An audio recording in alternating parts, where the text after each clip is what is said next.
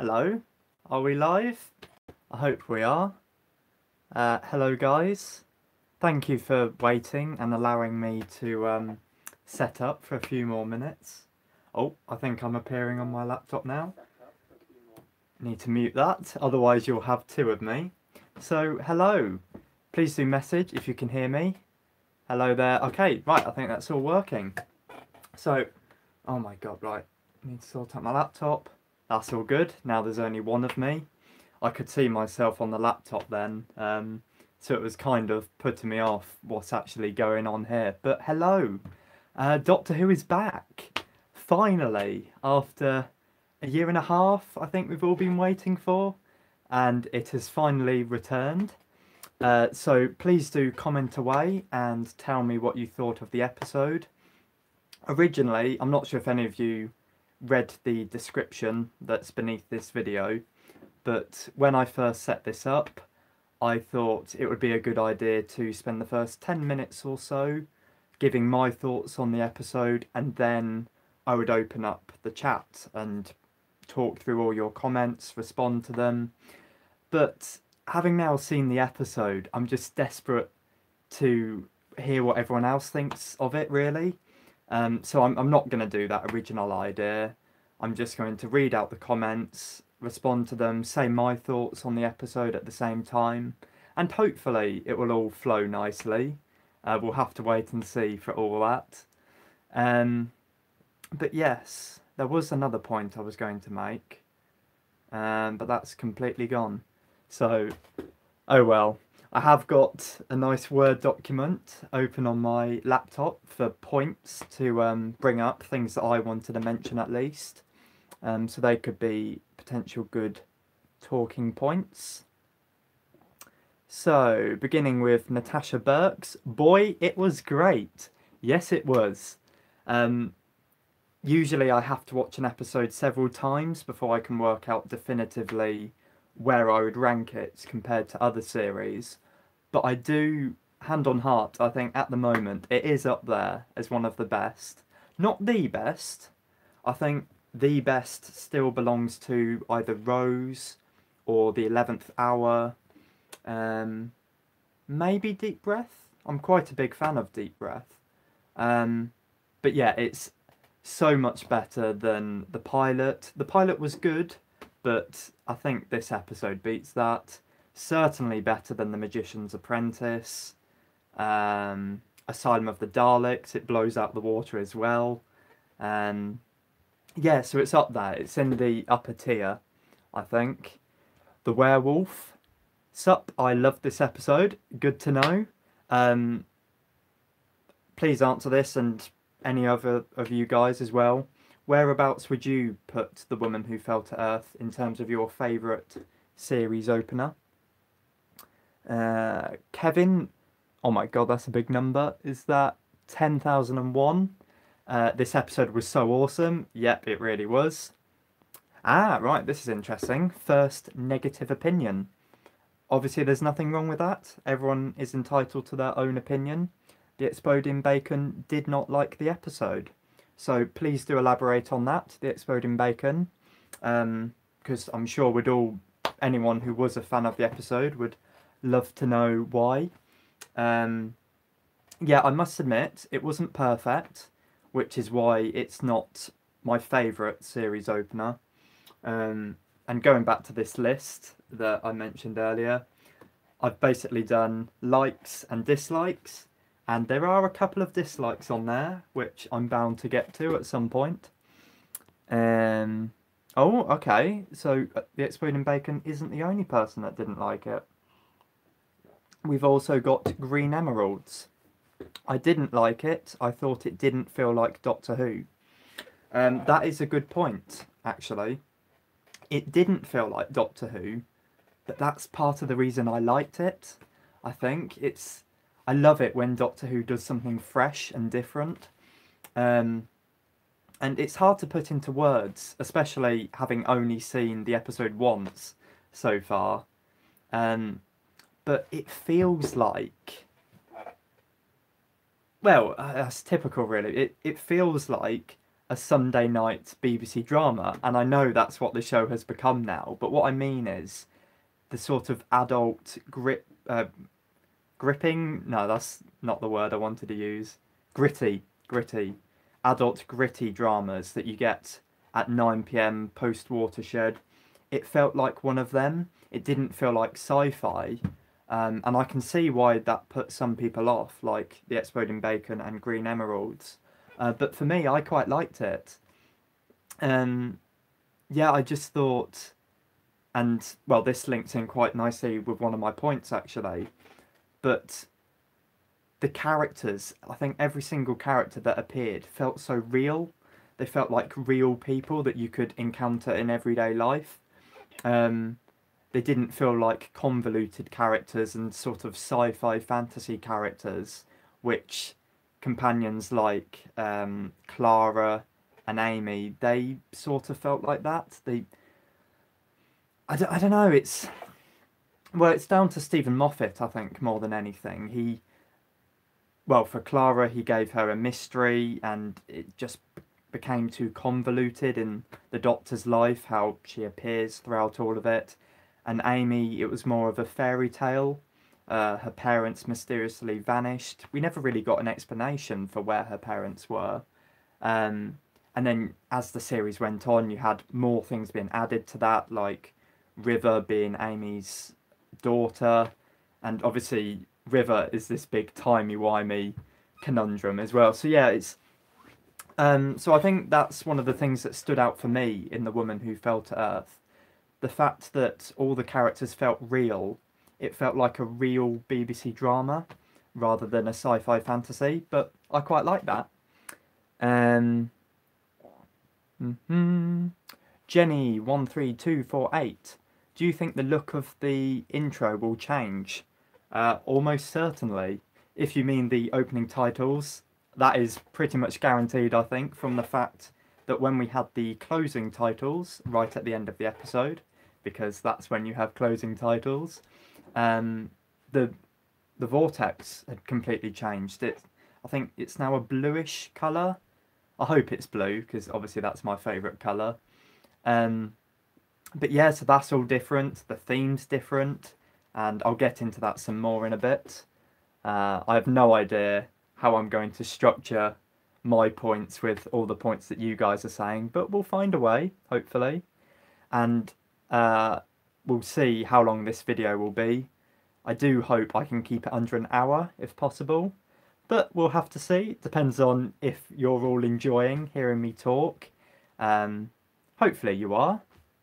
I think we've got a good audience at the moment, and it seems to be growing, which is quite nice. Right, where was I? Random Anime Fan 1412 thinks the episode is one of their favourites. Nice, that's good to know. Ben Atkinson thought it was great. Natasha Burks thought it was so different, but in a great way. Yano. Is that a northern thing? I feel like it is. I've never used it before myself. Charlie Marshall didn't like it as well. Anyone who didn't like the episode, please do explain why, because I'd love to understand why and be able to respond to comments of that sort. And actually, same with the people who loved it. I'd like to know what in particular you liked about it. Was it the 13th Doctor? Was it the music? Was it the cinematography? Was it the plot? Was it all the supporting characters? Just give me reasons. That would be quite nice to see. Green Emeralds, I hope the next episode is better. This episode just wasn't right in some way. That's fair enough. That's fair enough you think that. I think the first episode always has a big problem.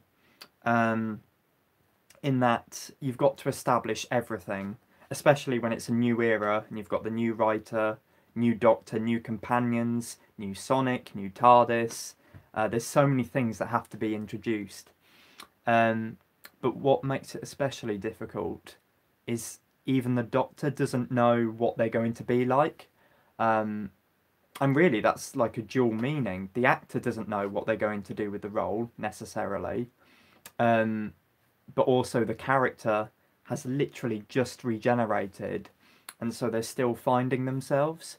So that's why it's quite hard to judge the 13th Doctor's character at this point, because not most of the episode, but I suppose a big chunk of it, she is doing the typical just babbling away, making jokes and not quite knowing where she is head-wise, which is fine, but like I said, it's hard to pinpoint what the character is like, which is why it's better to give a series a couple of episodes, because by the time of episode 2, the Doctor has settled in, and you start to really see their character come across by that point. And the same with the writing, really, and all the other supporting characters. You can see where the series is going. Whereas, like I said, the first episode has to set up a lot of things. I don't know what my overall point I was making was for that. The werewolf, I loved it. I think Jodie felt like the Doctor immediately and really felt like the same character, yet also different, as a Doctor should. Yeah, I think I agree, to be honest. Going back to what I was just saying about how the Doctor has to find themselves, I do think it took me a bit of not a long time, but a while to get used to her. I think that's what I should say rather than like, because I love Jodie Whittaker as an actress, and actually her Doctor is quite likeable. Yeah, so it didn't take me much time to adjust to her, but I wasn't immediately sold, I think. But maybe that was more down to the context of her appearance more than anything. Like, I must admit, and this is one of my negative points actually, I should start with the positives and then go on to the negatives, but oh well. I didn't like how... So obviously the Doctor's first appearance in this episode is she crashes through the train, having just fallen like 50,000 feet or something, and she's fine. Whereas most people would have either died or got severe injuries from that. If any of you have a possible explanation for how she was fine, maybe it was due to the fact that she'd recently regenerated, so she still had some like residual energy. I don't know, but both me and my brother thought that was a bit of a iffy thing, really. Hi from France, from Asdrum. Hello. Green Emeralds thinks it's the second worst opener. Wow. Out of interest, what is your worst opener? Second worst. God, you really didn't like the episode then. Natasha Burks, I think my favourite starter was definitely the 11th hour, but this is probably second. Yeah, I think I have a funny feeling your ranking will be the same for a lot of people. Loads of people love the 11th hour, myself included. And from the brief glimpse of Twitter I had, because I didn't want to look at it too much in case it started to influence my decision of what I've thought of the episode. It does seem like this episode has had quite a positive reception, I think, overall. So yeah, I do have a funny feeling it's going to be in a lot of people's top 3 series openers. The Werewolf, I'd rank it maybe second, with the 11th hour being first, exactly like Natasha then. Examuka, sorry if I pronounced that wrong. I loved it, she is brilliant. Yep, I do really like the 13th Doctor. I think, just like my prediction really, she's optimistic and quirky and energetic, and very similar to Matt Smith's Doctor, which I think is welcome, because she is doing her own spin on it. She's not just copying Matt Smith, but it's welcome because obviously with the 12th Doctor, he could be more cold and calculating and more adult and grown up. So it's nice to have a childlike Doctor again. The Exploding Bacon, they didn't establish some things. The Doctor luckily knew everything that appeared in the episode and most of it felt way too forced. That is a good point. Let me just read that again. Yeah, I mean, you could argue that's something that comes up in a lot of episodes, though. The Doctor does conveniently have this knowledge of absolutely every alien species and bit of technology. Um, so it's not as if it's something that hasn't been done before, but I think you are onto something there because I did feel like at several moments it was too convenient how the solution came about. Um, yeah, so I do get where you're coming from. Jim Gondel, it didn't feel like Doctor Who, so yeah, like someone else was saying earlier. But just because it didn't feel like Doctor Who doesn't mean it's not Doctor Who, if that makes sense. So, like I was saying earlier, the show changes all the time. Like, the 11th Hour was completely different from David Tennant's era, Rose was different from the classic series. The show's always changing, and we are only one episode in. We've yet to actually see the TARDIS, which is another positive point I like about the episode. The fact that the whole way through, the TARDIS is missing and it hasn't just conveniently landed next to the 13th Doctor. Um, yeah, so what I'm getting at is the show isn't complete at the moment. We've still yet to see the TARDIS. We've still yet to have the opening title sequence. We've still yet to go back in time, or travel in time actually. All we've had is just one present day story in Sheffield. And that's probably the main reason why it feels like a typical BBC One um, adult drama at the moment, because it is literally set in the present day in England. Um, so give it time. Please don't stop watching just because you didn't like this episode. Dave H. I'm not sure how I like. I'm not sure I like how fast the episode was. The scenes looked a bit wrong when swapping scenes. Now that is a very good point. That is something I picked up on as well, and I didn't know if it was just me. So that's good to know that I'm not alone in thinking this. I did feel like the pace. I'm not an expert in film and TV, so forgive me for not necessarily using the right terminology, but it was either the pacing or the editing or maybe a bit of both. But it did feel like a lot of the time characters would appear in different places just conveniently and very quickly without seeing how they got there. Sorry, bear with, just need a sip of water. Because all this talking dries my mouth out. Um, but yeah, on a similar note, what was I saying about the pacing and editing? I also found, so there was quite a few exciting scenes in it. Like, for instance, when the pod that Tim Shaw was in, when that split open, that's quite an exciting scene because you're curious to see what's inside it. I think the editing, it kept cutting away from that moment. It cut back to the Doctor and co. When really it should have been focused on that moment.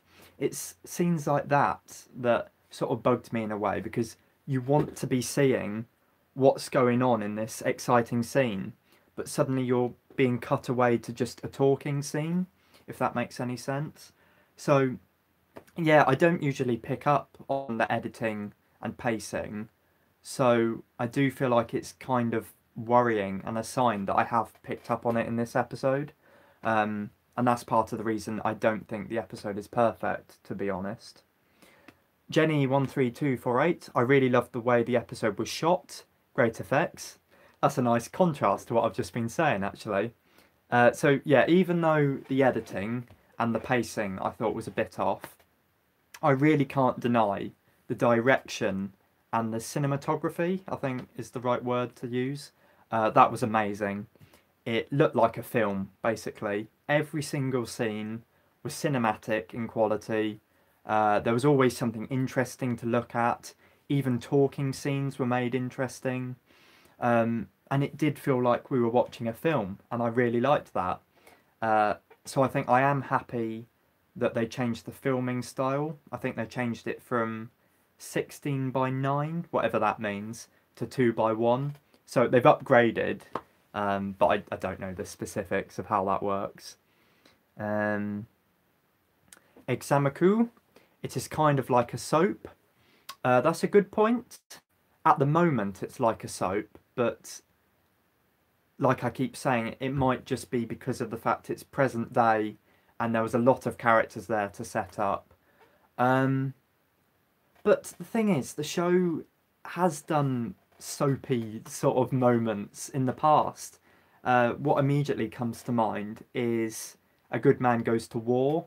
I thought that was a very, even though I love the cliffhanger of River being Amy and Rory's daughter, that was a clear EastEnders type cliffhanger. EastEnders is a soap for anyone who's not watching this in the UK. Um, yeah, and Russell T Davies' era was accused of being a soap as well, but it was still a really good era for the show. So just because it's similar to a soap doesn't mean it's bad necessarily. Natasha Burks agrees that the cinematography was outstanding. The Werewolf, yeah, I felt much more modern in terms of how it was shot, definitely. Kevin, 1 followed by zeros and then another 1. I love that she didn't have the sonic screwdriver and the TARDIS at the start of the episode, not just losing the ability to use them, then through the course of the episode like other Doctors. Yes, I kind of lost your point halfway through there, but no, I think I get where you're coming from. So yeah, a lot of episodes that stand out for me are the ones where the Doctor is outnumbered without the Sonic and TARDIS, because then the writers are in a position where they have to make the Doctor think of a solution, and that's a good way to show the Doctor's intelligence, really. Yeah, and on that note, I'll bring things back to another one of my points on here. I love the fact that the Doctor made her own Sonic. I mean, it's all well and good the TARDIS providing one, but what's nice about the Doctor making her own Sonic is it becomes more personal to that character then, because it's literally those hands that have made it. And as I was just saying about intelligence, it's another good way to show how clever the Doctor is. The fact that, well, in this case, she's used random bits of metal and whatever she can find in Sheffield to cobble together this Sonic. And that explains why it doesn't look as pretty as some of the ones we've had before. So the Sonic has gone up in my opinion now. Before I did think it looked like a poo before, and I still do, to be fair. But now I can at least understand why. Yeah. So no, I like that scene. That was good. It was a really good way to show new viewers and casual viewers just how intelligent the Doctor is. God, I'm going to be out of water soon. Archer, I think the location and script aren't great, but it is quite good aside from that. The location I liked. I like the fact that we're in Sheffield, because for so many openers now, they've been in London, and sure, that's the capital of the UK, but Doctor Who is a show that claims to be global and claims to go anywhere in time and space, and so it is quite weird if the show keeps returning to Cardiff or London. So it's nice that we're seeing more of the UK. I've never been to Sheffield before, so it was nice to see it through my favourite show. I have a friend from Sheffield actually, who's also a Doctor Who fan, so I'm sure they must have liked this episode for that. What was it that you didn't like about the script, Archer, if you're still here? I'd be interested to know about that. Do you just mean the overall plot? You weren't interested, maybe? Dave H, the worst part was waiting for Grace to die because we knew she wasn't part of the gang. Right, that's a nice lead on onto Grace. I should really highlight when I've mentioned points on here, but I don't think there's enough time to do that, to be fair. So yeah, let's talk about Grace quickly. So I'm not sure how much you guys knew before going into the series. I mean, really, we didn't know much.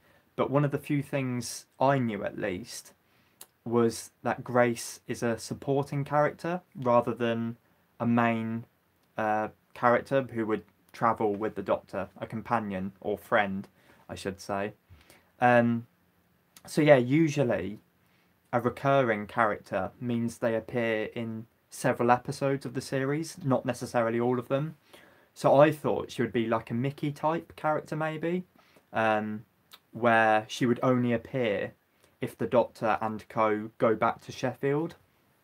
So for that reason, I was not expecting her to die at the end of the episode.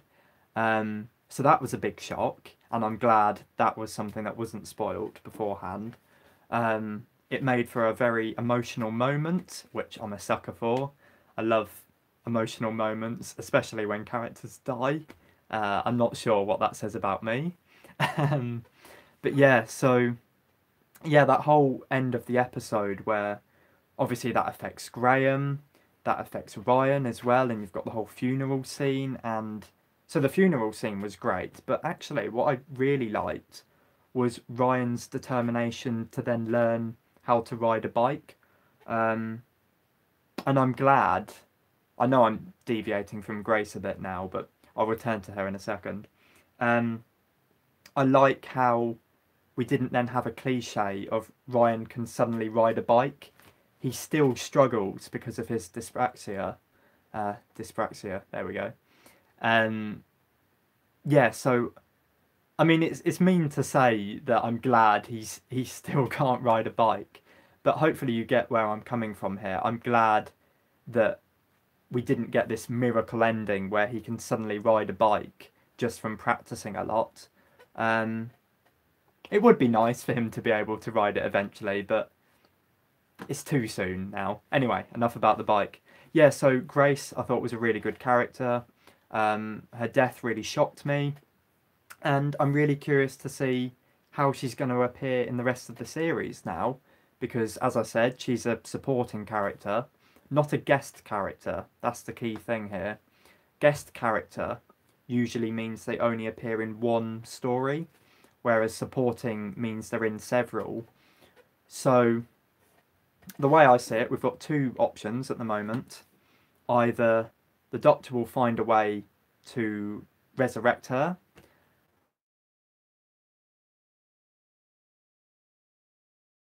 beforehand. Doctor Who in recent years, with Stephen Moffat being the writer, has had a tendency to undo a lot of deaths, and I don't mind it in some cases, but when it's overdone, it ruins the very concept of death. I think it shouldn't have happened for Bill. I don't think it should have happened for Clara. Danny died at least, but obviously came back as a Cyberman first. The Brigadier, that was disgusting, and an insult really to his memory that he came back as a Cyberman and then flew off, presumably still alive. Anyway, I don't want to go on a ramble about death, but I do hope, as good a character as Grace was, I do hope she stays dead. And I hope what we get is my option 2 for how we could see Grace again, which is next time the Doctor takes everyone back to Sheffield, they've gone back in time to when she's still alive. And I think that will be really interesting to see how these characters will deal with the fact they know someone close to them will die, but they can't do anything about it because it will affect their history. So basically, like the episode Father's Day, but spread out as like an arc for the series, maybe. That, I think, would be very interesting, and I don't think it's been done before. I mean, I suppose it has with the Doctor dying in Series 6. Yeah, that was a big arc, but it's never been done with a companion's close relative. And to be fair, Series 6 was 7 years ago now, so it's kind of new to do it again now. So yeah, that's what I wanted to say about Grace. Jenny. Right, yeah, so I read Dave's comment about waiting for Grace to die. Yeah, I didn't expect Grace to die. Do let me know yourselves, guys, if you knew it was coming or if you were surprised like me. Hopefully I wasn't the only one surprised. Jenny, I think this episode felt way more real and relatable. Kind of if this could happen to you vibe. Yeah, exactly. Couldn't agree more. And a big part of that is down to the writing. The characters were made really realistic. the present day setting with limited sci-fi elements. All that came together to make it feel like this could happen to any of us. And I think that's a big draw for a lot of people, especially for me, I think. Yeah, because it's common behaviour to relate to something that you can see yourself in that same situation, if that makes sense.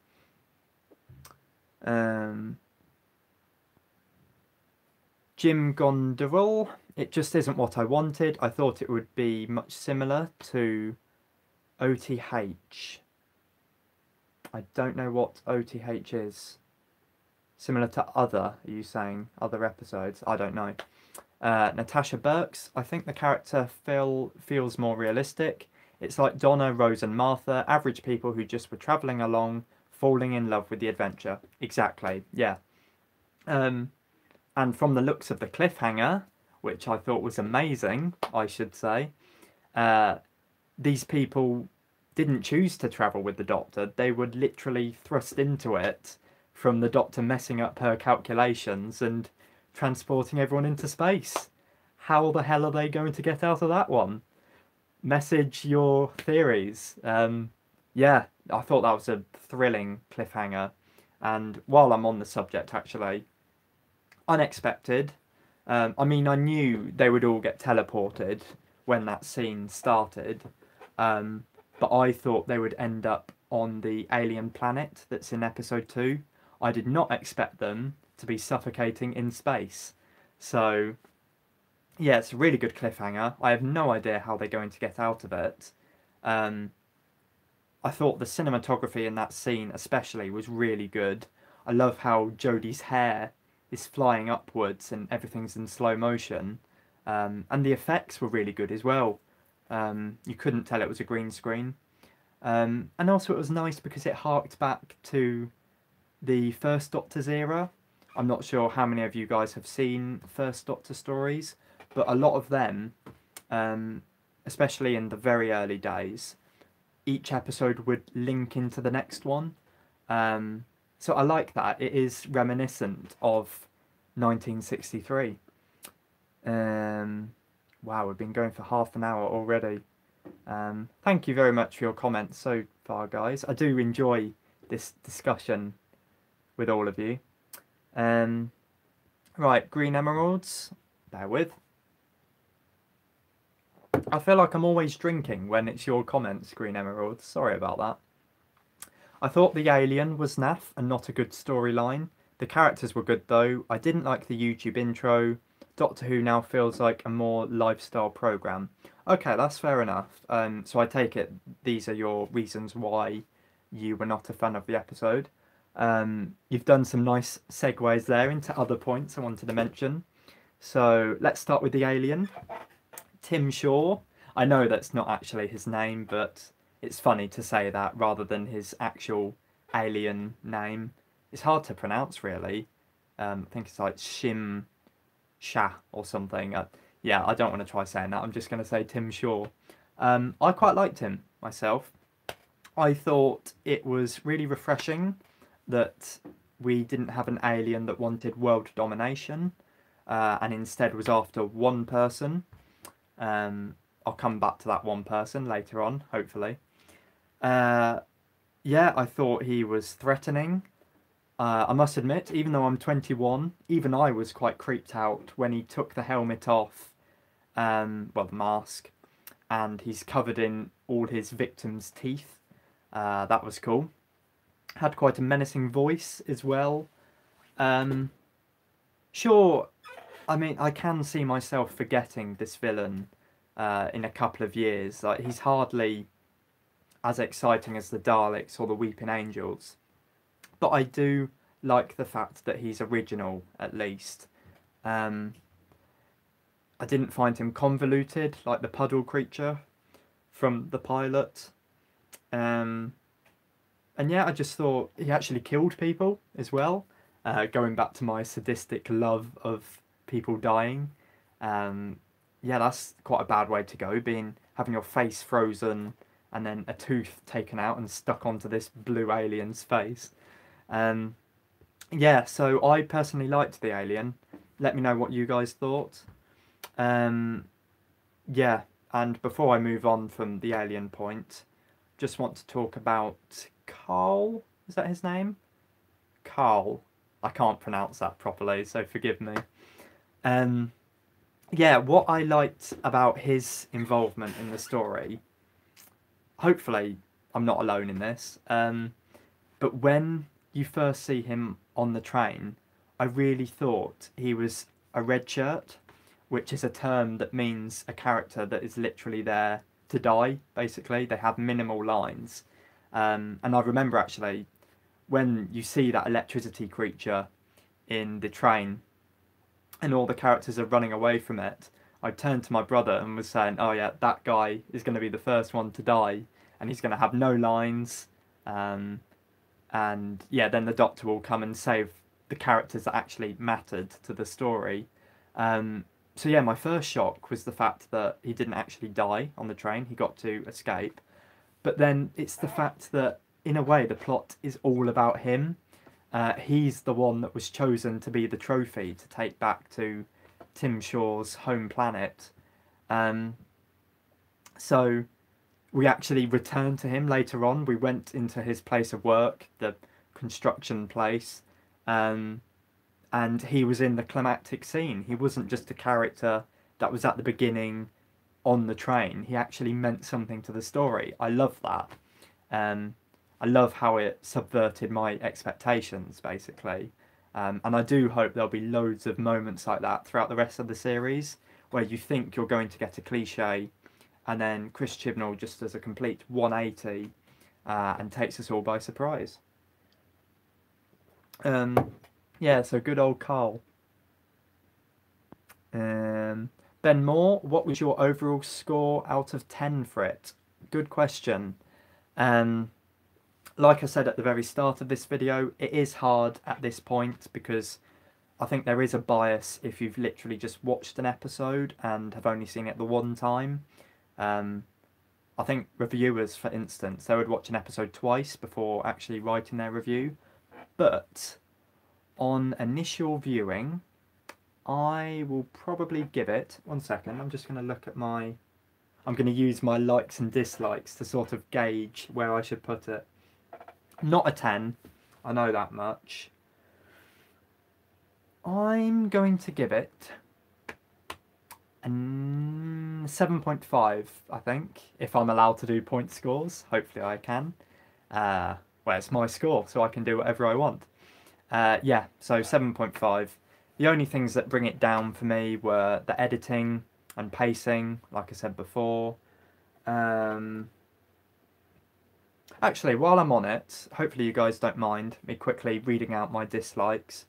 Yeah, and then I'll go back to the chat. Hopefully you don't mind. So yeah, these are the points that stopped this episode being a perfect 10 for me. So the fact that we didn't get any opening titles, I do feel like it's a big part of the show that needs to be in episode 1, really. That's part of the thing that everyone gets excited over. You've got the new Doctor, the new companions, the new TARDIS, the new Sonic, the new costume, and the title sequence is the big thing. You know, it's usually the first thing you see for the show. Well, it certainly was back in 1963. I think it began with the title sequence, establishing this is an alien show that's doing something a bit different. So I didn't like the fact that we never got to see the opening titles. I do kind of understand why Chris Chibnall felt like he couldn't include them. But at the same time, if I was writing this episode, I think it's an easy fix. You could so keep all the scenes as they are, but when the Doctor crashes into the train, have her come up, say whatever her line is, then maybe cue the titles, and then carry on with the plot. I think they could have done that. It doesn't matter that it was 8 minutes into the episode at this point, as long as you have the titles, in my opinion. So that was a bit annoying. We never got to see Jodie's name and potentially face appear, and the first time we heard the theme and saw the vortex was at the end with the closing titles and the credits, and it's a big moment. Like I keep saying, it's a big moment seeing the vortex, seeing the titles, hearing the theme.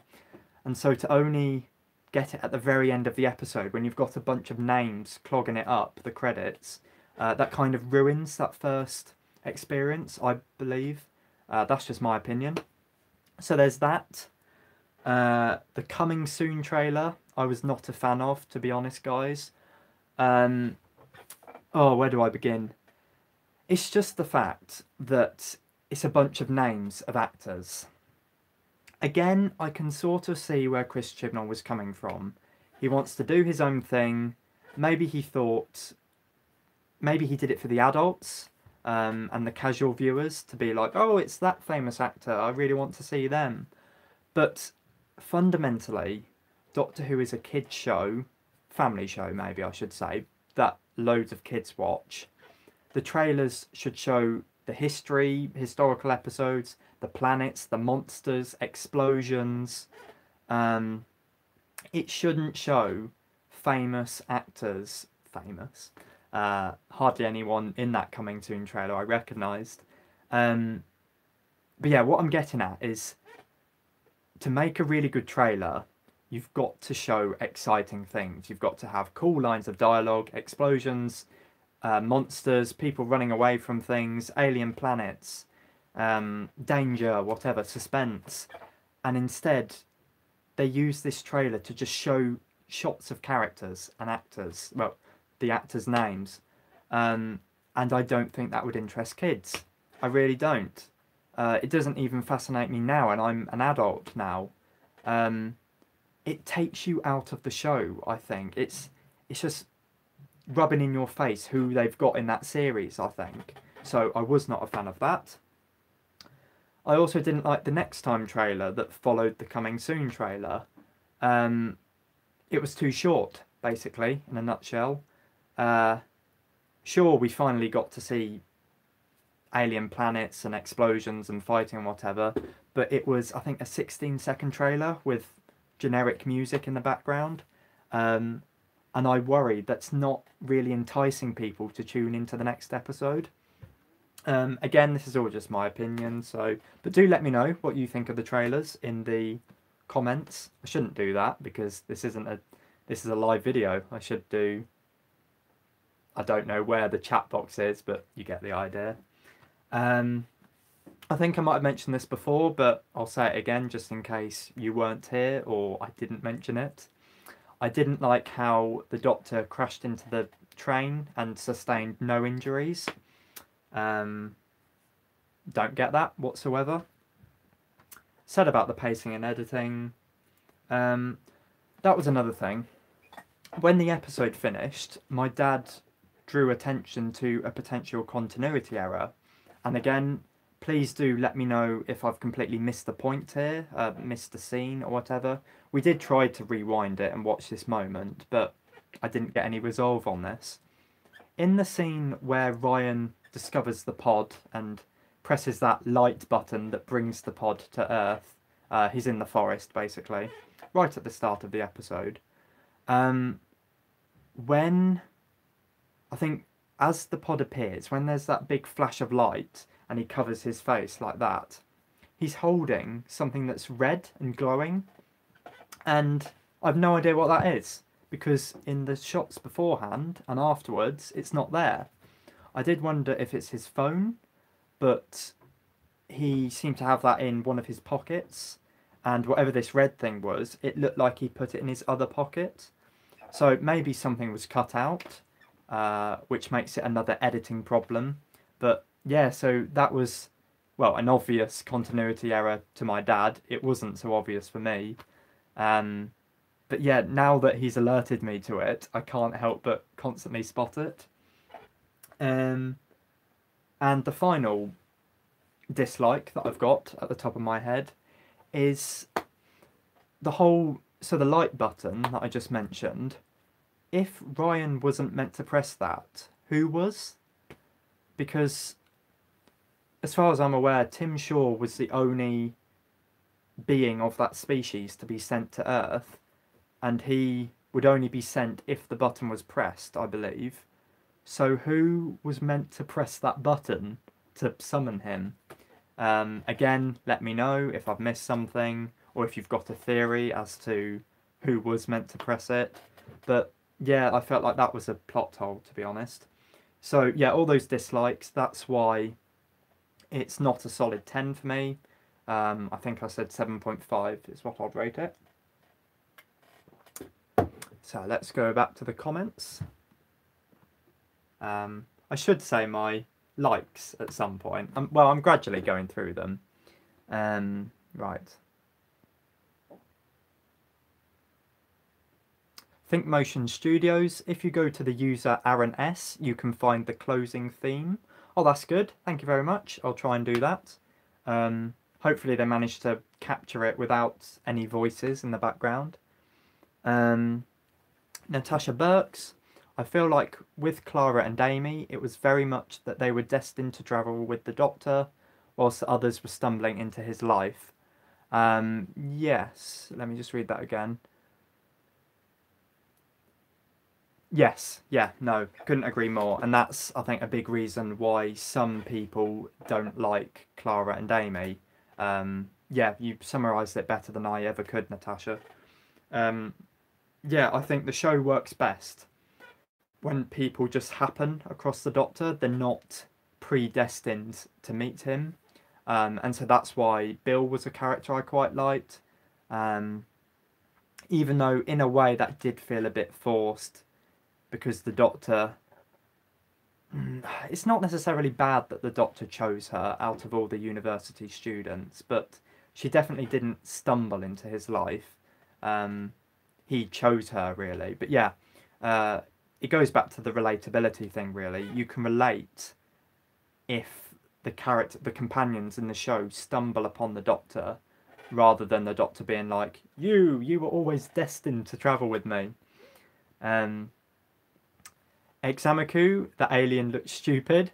Fair enough. I mean, yeah, it was a bit weird that he was covered in teeth, but I quite liked it. I thought it was quite freaky, and I can imagine quite a few youngsters might have been freaked out by that.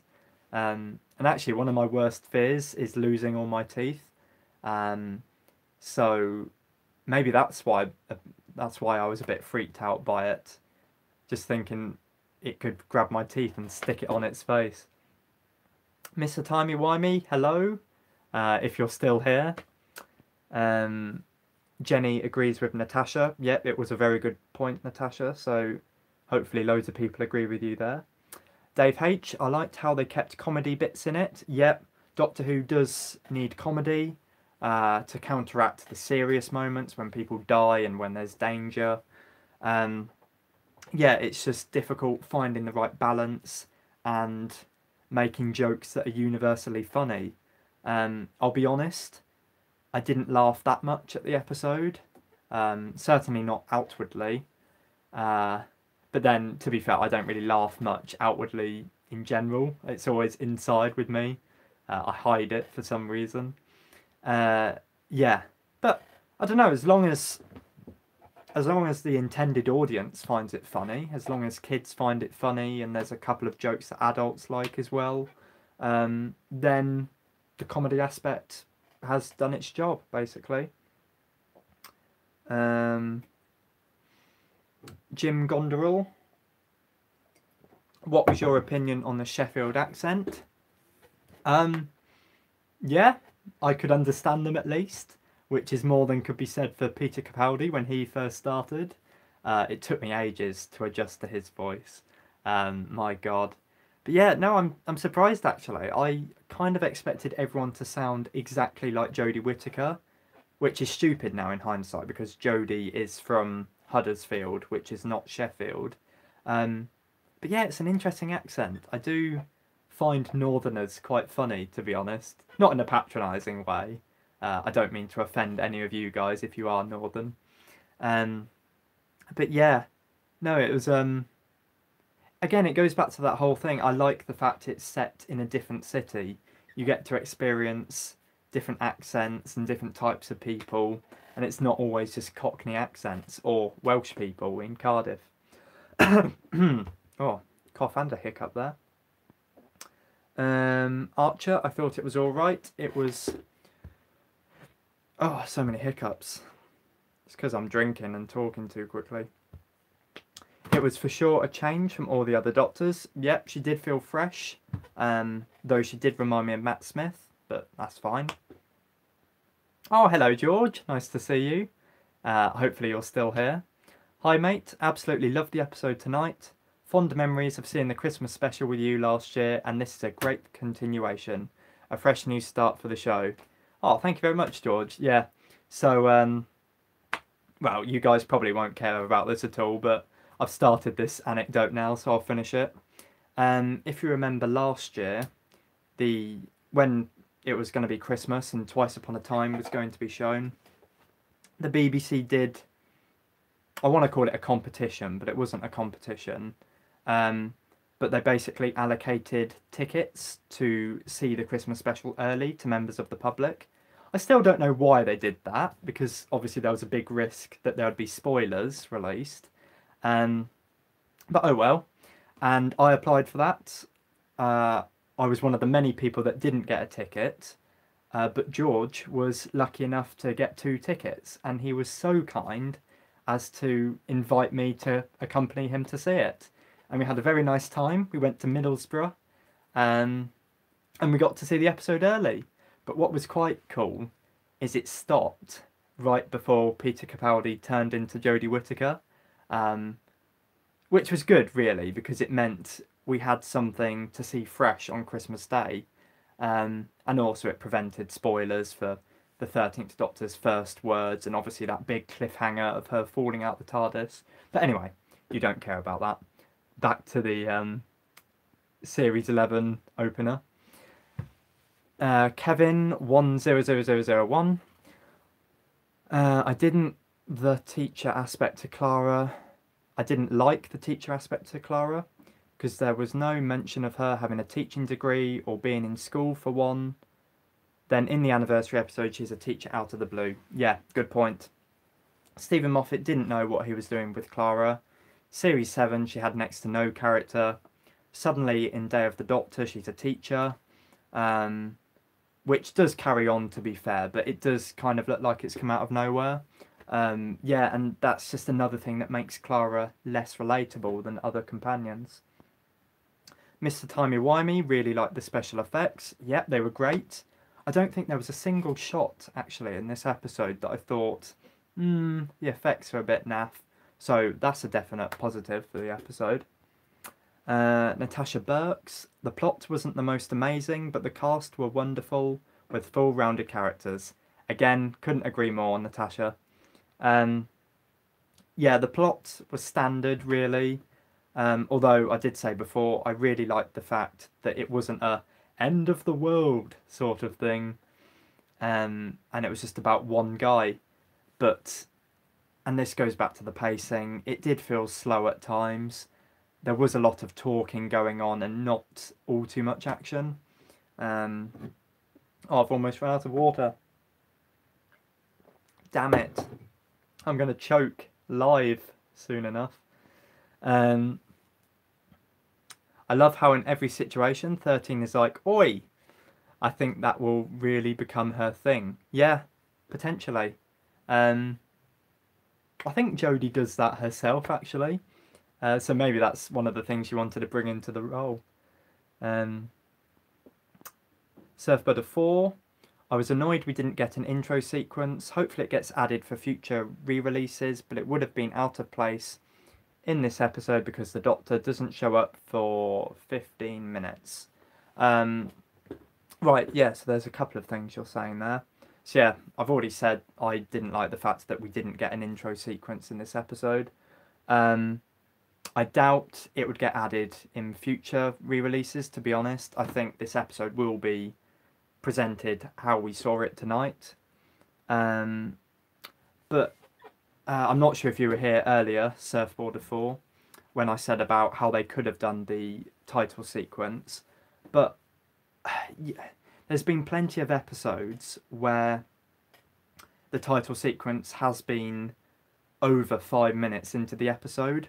And it's a bit of an exaggeration there that you said the Doctor doesn't show up for 15 minutes because I've timed it. I'm a sado. Well, not timed it. I've got a rough number. It's actually 8 minutes into the episode, more or less, that Jodie Whittaker first appears. And I know that's nearly a sixth into the episode, but like I said, there's loads of episodes where the title sequence is a sizable portion into the episode. So there's no harm in having the title sequence in that moment when the Doctor appears for the first time and is just about to face that electricity creature. That's what I would have done, to be fair, because I do really think we should have had the title sequence. Hello, Noel Data. Bluetail Gang. Loved how Jodie spoke. It was like a poem. Nice. Yeah, I love her accent. I always love it when the Doctor has a different accent. And even though it took me a while to get used to Peter Capaldi and his Scottish accent, that was a terrible impression then. I just love it when it's something different and it's not always a standard, not necessarily Cockney or London accent, but there's a term for it. I can't remember what it is, but just standard English. Maybe how I'm speaking. I don't really know if I have much of an accent, but I don't know. Let me know. Do I have an accent? But yeah, so we've never had a Yorkshire Doctor before, and I could just listen to her all day. I think Jodie herself is a very energetic person and brings me life and joy.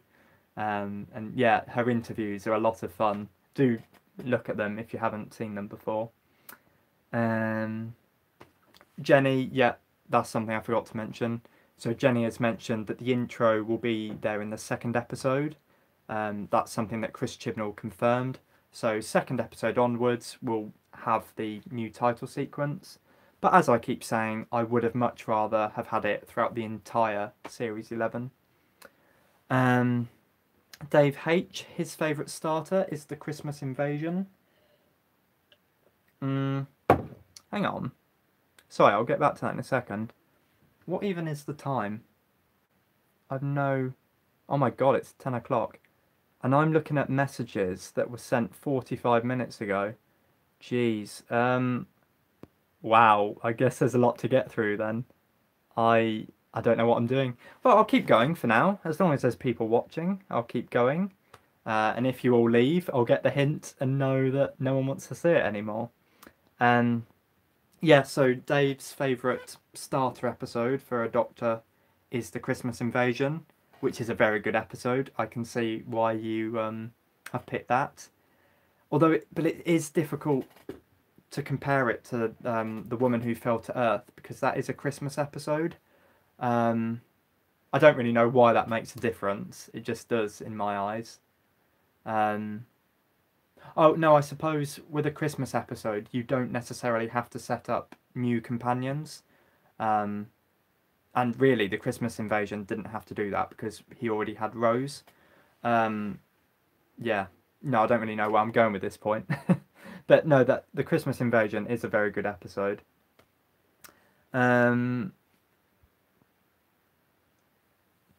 Jenny, I think they wrote a lot of her lines for the previews and trailers, which is why they were catchy. That's a good point. Hopefully not, though. I'd rather lines be written because they work in the story, and then they'll be taken and put into trailers accordingly. I don't like the idea of lines being written just to make a trailer more exciting. The Exploding Bacon. Time Lords can survive anything 15 hours after regenerating. If you say so. I know the 10th Doctor got his hand chopped off in the Christmas Invasion and grew it back. And I swear I'm missing... River got shot in Let's Kill Hitler and she just regenerated. But I hate that episode. I don't class that as canon. Yeah, no, I just think it's a bit infeasible that the Doctor fell so many feet from the sky and got no injuries. Right, I may have to start going through these comments a bit quicker so I can actually keep up with whatever you're saying, because otherwise I'm just going back to what was said 45 minutes now, 45 minutes ago. So Green Emeralds, worst opener for them is Asylum of the Daleks. That's one of the worst ones for me as well. The werewolf is given an explanation for how the Doctor survived the fall. Just regenerated, just like whoever said it earlier. We've seen the Doctor regrow limbs, so maybe she can heal herself. Yeah, fair enough. Ewan just tuned in, but this is now 40 minutes ago. I did enjoy the episode, if you're still here. Mr. Dragoman is wondering if they're the only one who kept shouting, "I need Daleks." I must admit, I did not do that myself. I think I've said before, I do think the Daleks need a big rest, and I would love it if they're not in Series 11 at all. I'd much rather have new villains like Tim Shaw. I don't know why I find that so funny saying that. Jenny thought it would be a Cyberman when Tim Shaw took his mask off. Interesting. He didn't sound like a Cyberman though, which is why I didn't think it would be one. But yeah, I definitely wasn't expecting him to be covered in teeth. Blue Tail Gang. Jodie is my third favourite Doctor so far. Wow. So after one episode, you've put her in your top 3. Incredible. Nice. I don't know where I'd rank her yet. As I keep saying, it is hard to rank when I've only seen the episode once and only seen her in one episode, or 2 if you count last year's Christmas special. Dash Maniac loved Grace, thought she was the best character in the episode. Yeah, she was very good. Very selfless and helping other people, which was nice. Mr. Dragoman, I think there was too much talking and I have a feeling they will have fan service, and I hope they don't, as it kills shows. For example, Thomas the Tank Engine, it got ruined due to fan service. Right. I disagree, to be honest. Not about the Thomas the Tank Engine thing, because I haven't watched that in years, so I have no idea if that got ruined. But I do feel like Chris Chibnall is the kind of writer that won't necessarily do fan service. And if anything, Stephen Moffat was the person to do that more. Just look at Series 10, for instance. You had the Mondasian Cybermen, you had Missy back, you had the Master back, you had the Ice Warriors back, you had a classic writer back, you had other things. No, I think they were the main ones. But yeah, no, every series, Stephen Moffat... Oh, you had the first Doctor back in his final episode. Yeah, that's a big point.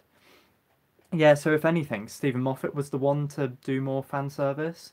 So personally, I don't think we need to worry about that. George Tavey just had a thought. I wonder if the woman who fell to Earth might be referring to Grace falling from the crane. I didn't think of that. I mean, no, come to think of it, it probably does refer to Jodie, well, 13th Doctor. But that is a very good point, George, if you're still here. Yeah. Yeah. So a nice dual meaning we get there. Incredible. So these are all points that I was saying ages ago now, so there's no point bringing these up again. Human Metacrisis. This was one of the best regeneration episodes. I am impressed. I was very concerned with Chibnall being the showrunner and his ability to write this type of show. Great first impression. Glad to know you enjoyed it. Yeah, it is a very good regeneration story, I think. As I said right at the start of the video, maybe not the best. I do think the 11th Hour is a good contender to be the best regeneration episode, or the Christmas Invasion as well. That's really good. Deep Breath, as much as I like it, I don't think it's the very best. Yeah. I actually like most Doctor's first episodes. The The moment, Jenny says, the moment she looked at the spoon, it reminded me of 12 saying, I am the doctor and this is my spoon. Yes, well, yeah, similar for me in a way. I was more reminded of, actually, to be fair, we're thinking of the exact same scene, so I don't know why I'm saying, slightly disagreeing with you. Yeah, no, I was instantly reminded of the duel the 12th Doctor did with Robin Hood as soon as the 13th Doctor looked at the spoon.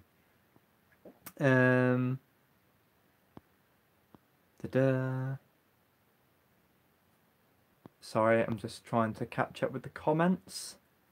Dave H, with the Doctor landing in the train, I think she landed on the train minutes earlier and took time to recover, then jumped down at the right time. I disagree with that, to be honest. There was a clear hole in the train when she fell, and so I think it is heavily implied she literally fell into that train. Oh, interesting point. Cyber Doctor 1918 thought the episode was brilliant, and they think the reason why all the characters didn't die in space was because they were in the TARDIS, but the walls were still growing after she blew it up, like materializing. Interesting. Yes. Again, I need to watch the episode back in order to digest everything, but I do think Ryan, at the very least, was suffocating. I think you could see in the background he was sort of clutching his throat. Yeah, so that might not be true, but it's an interesting idea. See, the thing is, the Doctor did say she was teleporting herself to where the TARDIS was, and the TARDIS wasn't in that shot at all, so you could well be right that the TARDIS was slowly materialising. Human Metacrisis was surprised that Grace died as well. King K was kind of expecting it. Surfboard. Oh, okay. Interesting point from Surfboarder 4. I think they are all going to die, and the nearby alien planet picks them up and revives them. That could be a resolution to the cliffhanger. I think my current thoughts is that maybe there's a passing ship that the guest characters of the next episode are on. They're passing by, see everyone unconscious, put them in the ship, and then they land on the planet. Yeah, I think I've convinced myself that's what's going to happen now. God, I'm going to be eating my words if I'm wrong this time next week. Yeah. Yeah, no, that's what I think. King K was thinking they would all get teleported, but a way out is that they might be beamed onto the spaceship of the man with the armour seen in the next time for episode 2. Okay, King K beat me to it. Fine, that's your idea. You got there first. I didn't read it though before saying the exact same thing, so please believe me in that.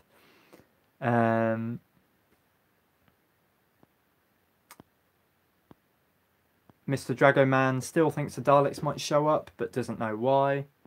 They could do. Chris Chibnall could have been lying to us all along. Yes, we never know, but I would love it if we could just have a series where there's no Daleks. Lee enjoyed the episode but wasn't a fan of the alien villain. Wonders if he will return in a story arc. Good point. We did see him teleport before dying, so he could always come back at the end to get revenge. I think that would be interesting. Yeah, that would be interesting. But I guess it wouldn't be for the people that weren't a fan of the villain.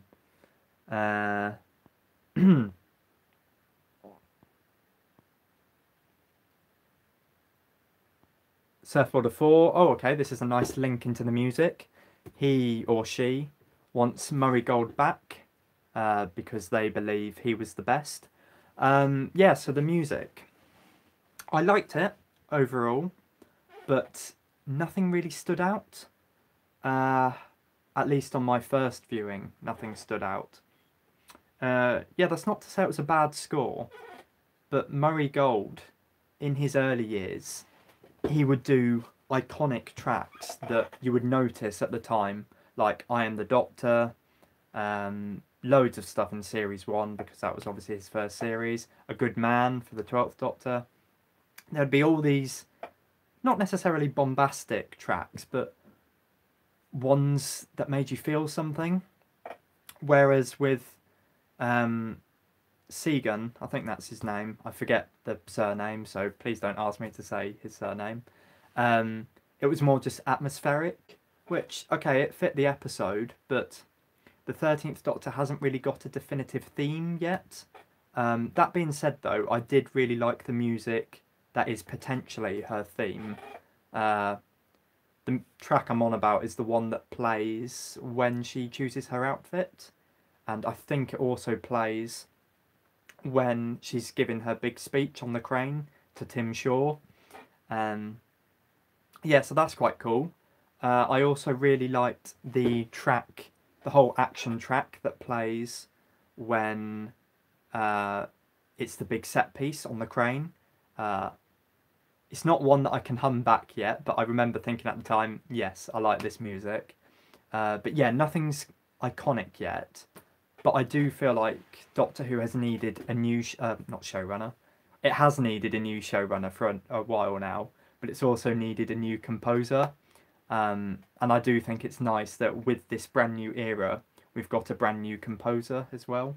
Yeah, so I think it's worth giving Segan a chance to come up with some amazing music to blow us all away. But yeah, having seen this first episode, the tracks are good, but nothing's standing out.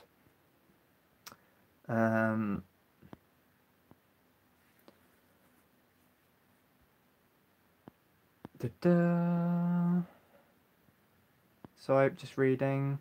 Valox thought the coming soon trailer with just the names was confusing. Yeah, so like I said earlier, wasn't a fan.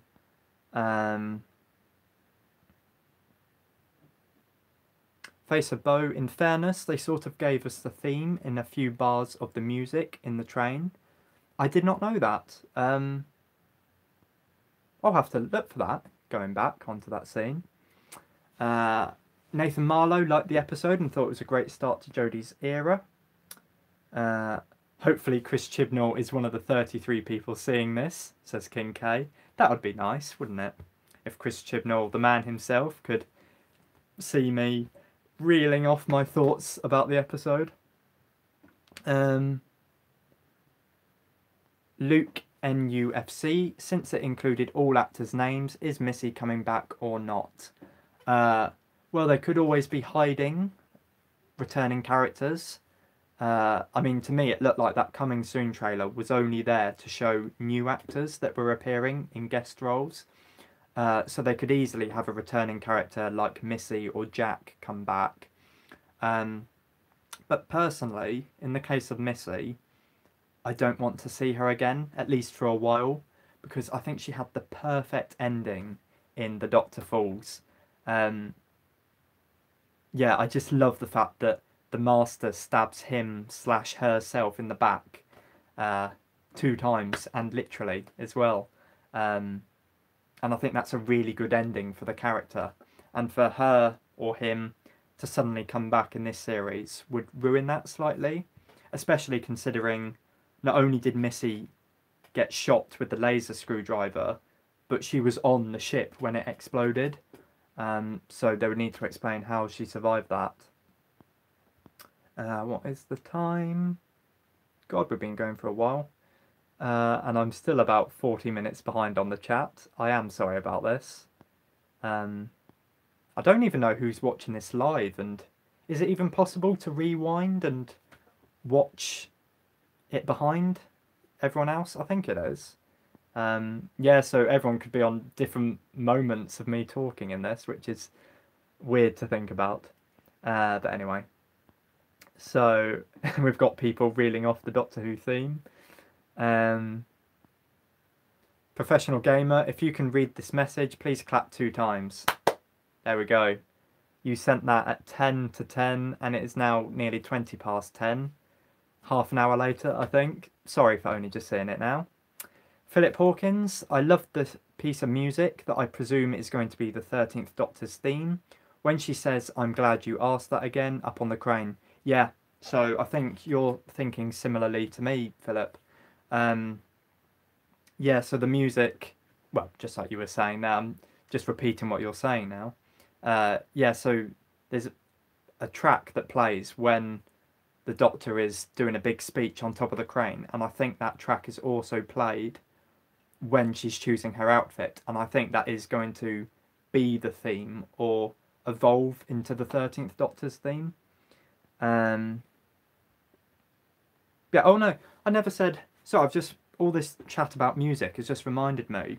There I was talking about the score for the episode, and I didn't mention the new theme tune that we got to hear at the end of the episode. I really like it. Um, I can't say much because I'm not an expert on music, so I have no idea what the instruments used are. But it's just the fact that it's so reminiscent of the original Doctor Who theme. I love that. It makes it sound alien again, nostalgic in a way for fans who have watched the first Doctor's era. And that's why I can relate to that now, because I have spent the past year watching more of the first Doctor. And I think Twice Upon a Time was a big reason why I've been inspired to do that. But yeah, so I love that.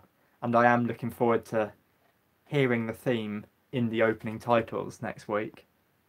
TARDIS Traveller. Hey, Dr. Blue, did not enjoy this episode. 5 out of 10. Sad I missed it. Alfie out. Oh, okay, you're gone then. Well, you probably went ages ago now. So you gave it a 5 out of 10. Fair enough. If you didn't enjoy it, you can't be blamed for that.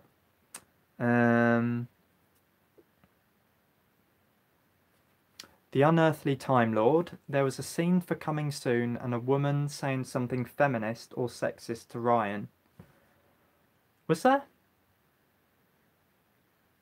I really don't know. Okay. I'll have to watch that again, but I thought in the Coming Soon trailer it literally was just the actors' names. There was no dialogue, nothing of that sort. And you couldn't hear me. In these live streams I've heard lately, I can't hear everyone. I think that's just a problem with your end. It seems like everyone else can hear me. Hopefully. Human Metacrisis. Oh god, they've seen the episode twice already. And gives it an 11. Wow. They felt like a kid again. Everything you dislike is everything I loved. In my opinion, she couldn't remember she was the Doctor. Interesting, okay. 11 out of 10 though. Yes, you must have really liked it. Yeah, I agree she couldn't remember she was the Doctor. I think she even says that on the train, maybe. Yeah, no, I don't have a problem with the Doctor forgetting who he/she is. It's when... Oh, I don't know. I don't know what my point is for this. I suppose I'd only have an issue with it if it carries over into multiple episodes. First episode is fine because the Doctor is finding themselves, but they do need to settle in by the time of the second episode, in my opinion. King K, how far is Dr. Blue up the chat? I sent this message at 9:52. Well, it is now 22 minutes now, past 10, so I'm still more or less half an hour behind, which is ridiculous. But it's nice. It's nice that I've got all these comments to read and respond to. But that being said, I do want to kind of... I don't know how many of my like points I've still got left to read out, but hopefully I'll be able to bring them in if I'm reminded of what the points were. Human Metacrisis, that's why her opening sequence wasn't shown. Her theme music hasn't been established either. It would have pulled me out of the show if they'd shown it. That is a good point, and yeah, that is probably why Chris Chibnall didn't include it. But the thing is, every episode has had this opening titles. There's been loads of episodes where you could argue you might as well just carry on with the action and not cut away to a title sequence. But in a way, the title sequence makes it all the more exciting. Because you've got the theme and people hum along to it, or if it's bombastic like the Series 4 one, you can, I don't know, hit your knees in time with it or whatever. And it's just a good way to build up excitement. But yeah, no, it is hard to place in this episode. I'm not even sure if it would fit in that scene I mentioned earlier now. The Unearthly Time Lord is not excited for episode 2. That is a shame, but I don't know, this episode can't have... Not everyone would have liked this episode. And God, like I said before, that coming soon and next time trailer, I wouldn't be surprised if that put people off, really. I thought they were poorly made. I think I could have done a better job. And that's saying something, because I'm not the best at editing. And I keep hitting my laptop. Oh, people are mentioning episode 3 already. Steady on. Haven't even got to episode 2 yet. Right, am I actually catching up? The Unearthly Time Lord is predicting Series 11 episode 4 might be adventurous. Well, surely every episode is adventurous. That's the whole purpose of the show, that they go on adventures.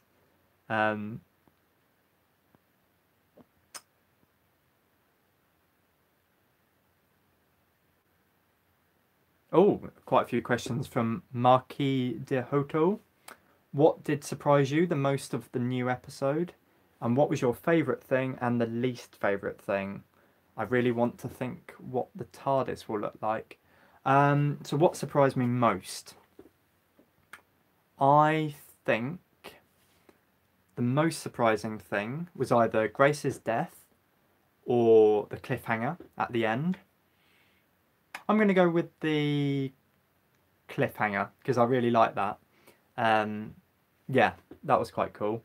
What was your favourite thing? Favourite thing was... Oh, there was a lot of things I liked about this episode, hence my long list. Let me just consult it. I liked the fact that...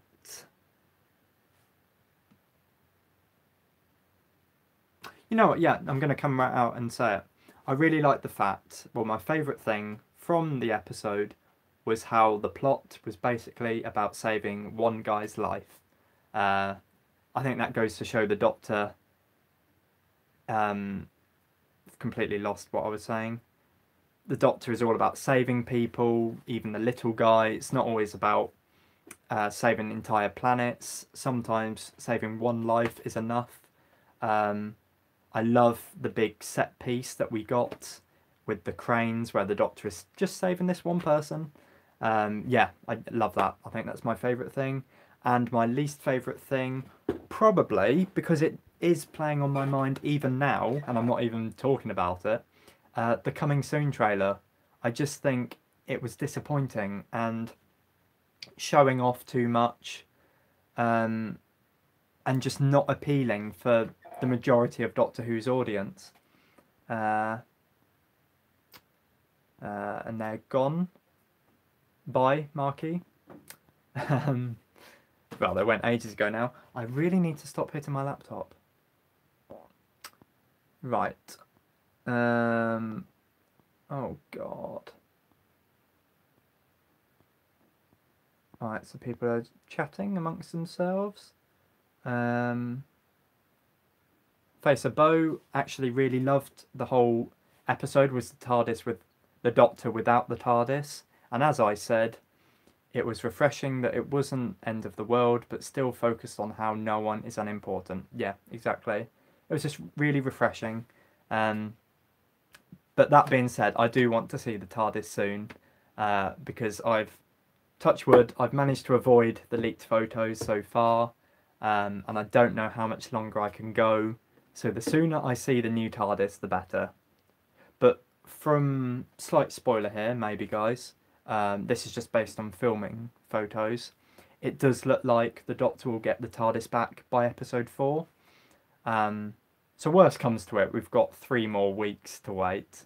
No, more like 2 maybe, because the Doctor should hopefully find the TARDIS by the end of episode 3 and then they'll go back to Sheffield in time for episode 4. Although I'm thinking about what I've just said. I was just assuming that the Sheffield filming photos from a few months ago, I assume that was episode 4. Maybe I read that somewhere, or maybe I'm just making it up. Who knows?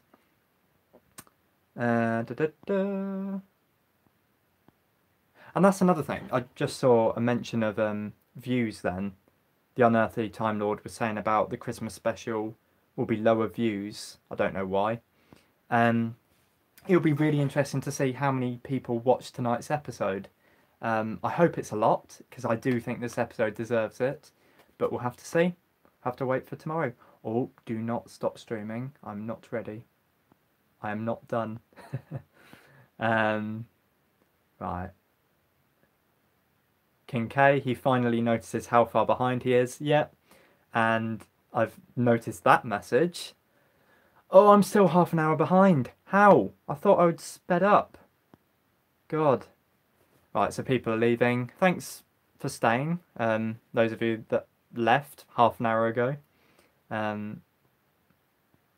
King K is going to slow down with the messages, so I'll let Blue catch up. Thank you very much.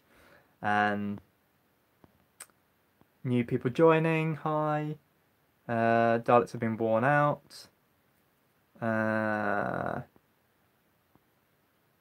King K, seriously using my data now. The Wi-Fi here is rubbish.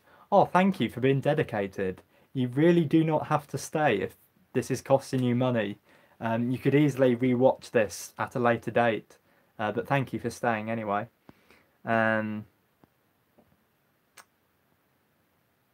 Dave H has an interesting theory.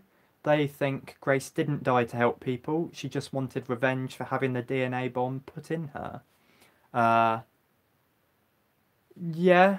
Well, no, she wanted revenge, but I don't think she expected to die. Because obviously she loved Graham and Ryan. But yeah, no, I do think she wanted revenge. In fact, I think she did say something just before electrocuting the electricity creature. I think she was like, oh, this is what you get for putting a bomb in me, or something like that.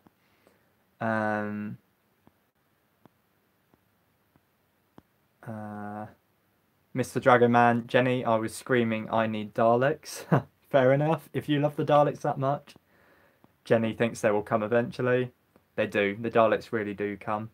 King K, he's catching up a bit now. I do hope so. 20 minutes behind now, so I'm slowly getting there. Surfboarder 4, are you doing these streams weekly? Hopefully. If you guys enjoy watching these and have liked them, please do give me a like, and that will let me know that you've enjoyed this. Yeah, so I will, as long as you guys enjoy watching these, I'll keep doing them. I must admit, I enjoy talking with all you guys as well. Yeah, so hopefully this will be a weekly thing.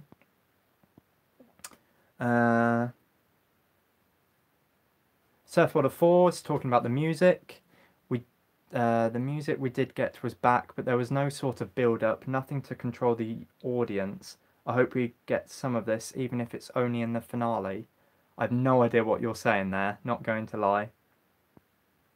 Ewan Halcrow, my favourite theme is the modern series 1 through to 3. Yeah, that was a good theme. My personal favourite has to be the series 4 theme though. I love how bombastic it was, and it would always get me excited for series 4 episodes. And also I just have fond memories because series 4 is my favourite series, and it's the first one I watched live. So all these things work together, and it just it elevates the theme above all the others. But also it sounds really good as well. King K, I was hoping John Barrowman would show up in those weird, confusing credits. Yes, yeah, so like I was saying before, I think those credits, well, the Coming Soon trailer was there to show the guest actors, not ones who have been in it before, because otherwise that's just a major spoiler for the series. So I'd love it if Captain Jack could come back. But if he was to come back this series, I do think they'll be keeping it under wraps. Hopefully so.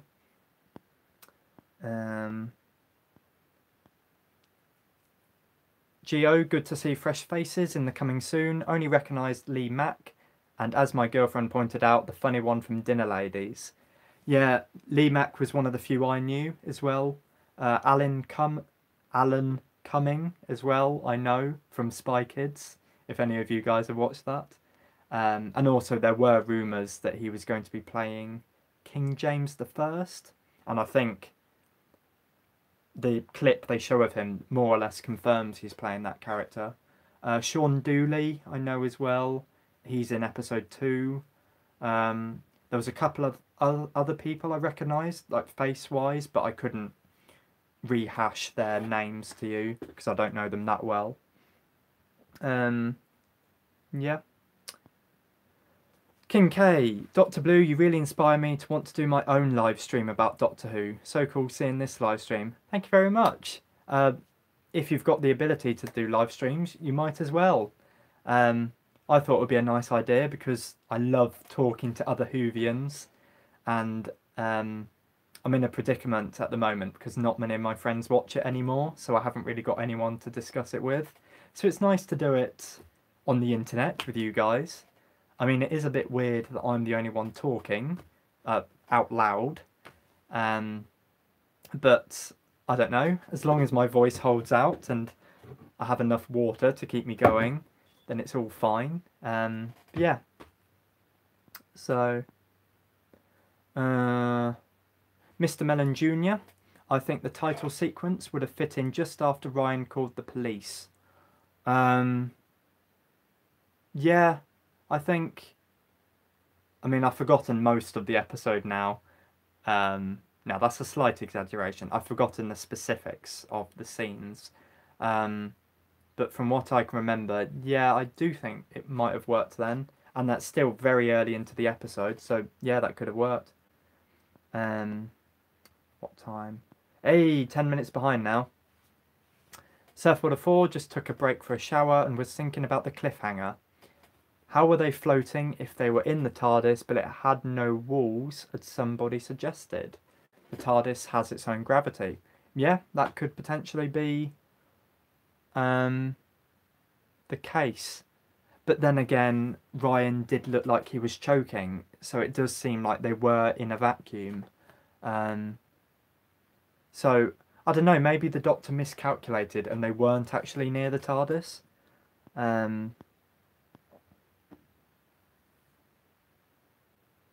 King K found it a bit strange when the Doctor said it was obvious who the alien wanted to take. They didn't know. Or I didn't know, meaning King K.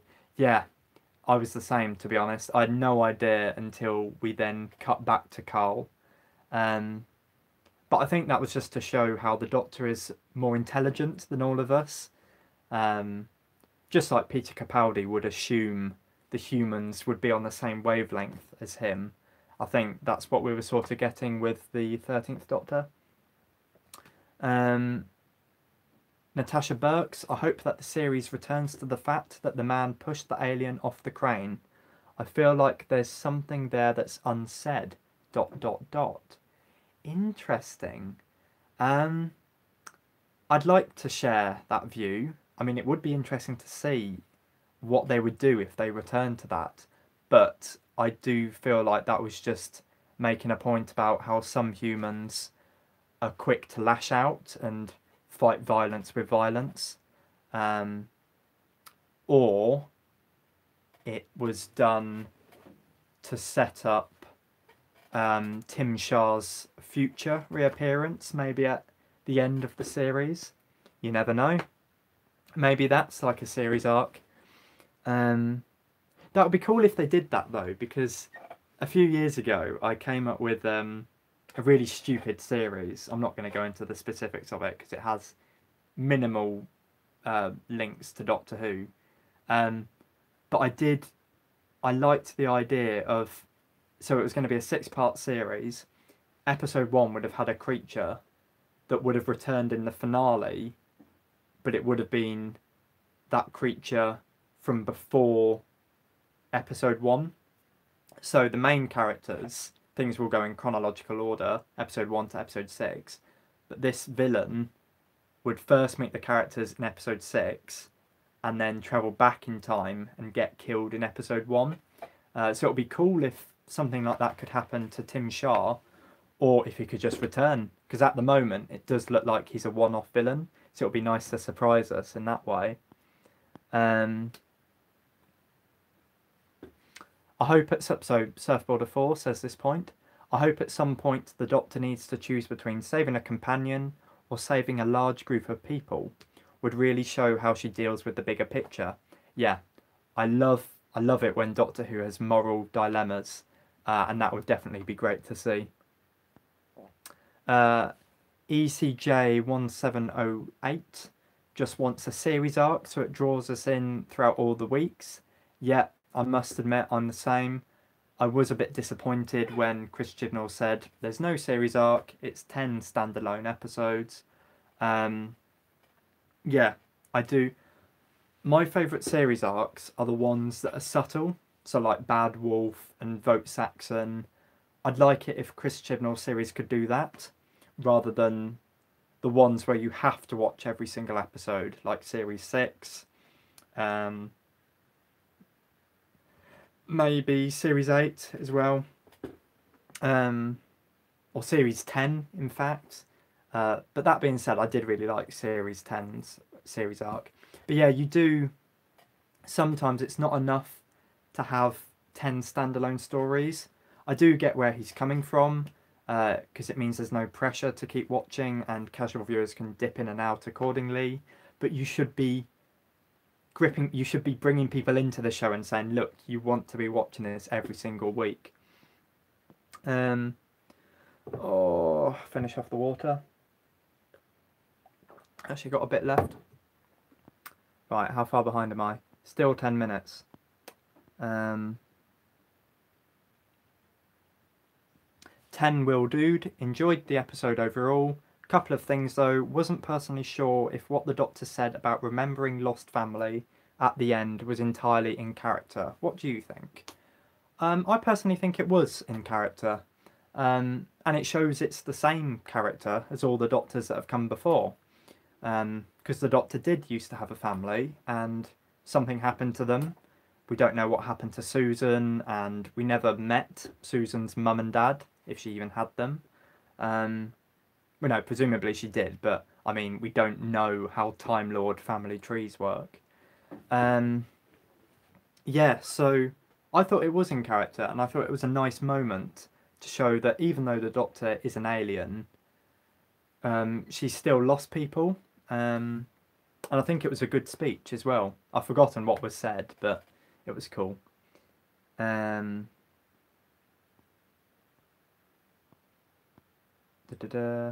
K is enjoying this. Oh, thank you very much. I am as well, and hopefully the rest of you guys are enjoying this. Dave H, my favourite piece of music is Doomsday. Yes, that is a very good track. While we're on favourite tracks, actually, I will say, I think my favourite track changes all the time, but one that always stands out for me is the Doctor's theme, Series 4, the one that plays at the end of Forest of the Dead. Absolutely love that. But yeah, it's not strictly relevant, so let's move on. Nathan Marlowe hopes these live streams become weekly. I like listening to people's views. Oh, nice, thank you. Well, yeah, if you like watching these, keep tuning in and I'll keep making them. But yeah, I think you raised a good point there. It's not just nice hearing what I have to say. Well, if you are interested in that, that is. But it's nice to read everyone else's comments, like I'm doing, and see what's being said. Sorry, I lost my trail of thought there because I saw a message from Geo. I waited 20 minutes for you to catch up and you skipped my message. Sorry, I have no idea. I'm not going to go back. Hopefully you understand. Sorry for skipping your message. If it was important, type it again maybe, and hopefully I'll read it next time. You and Houtcrow, okay, this question isn't strictly relevant, but I'll quickly answer it. They ask, do you watch the Arrowverse shows? Yes, I watch Legends of Tomorrow and The Flash. I've caught up on The Flash, and Legends of Tomorrow I'm almost at the end of series 2. Philip Hawkins, glad I had this live stream to interest me while I waited for my review to export. Thanks for hosting it. That's all right, Philip. I look forward to watching your review at some point. Natasha Burks, what social media do you have?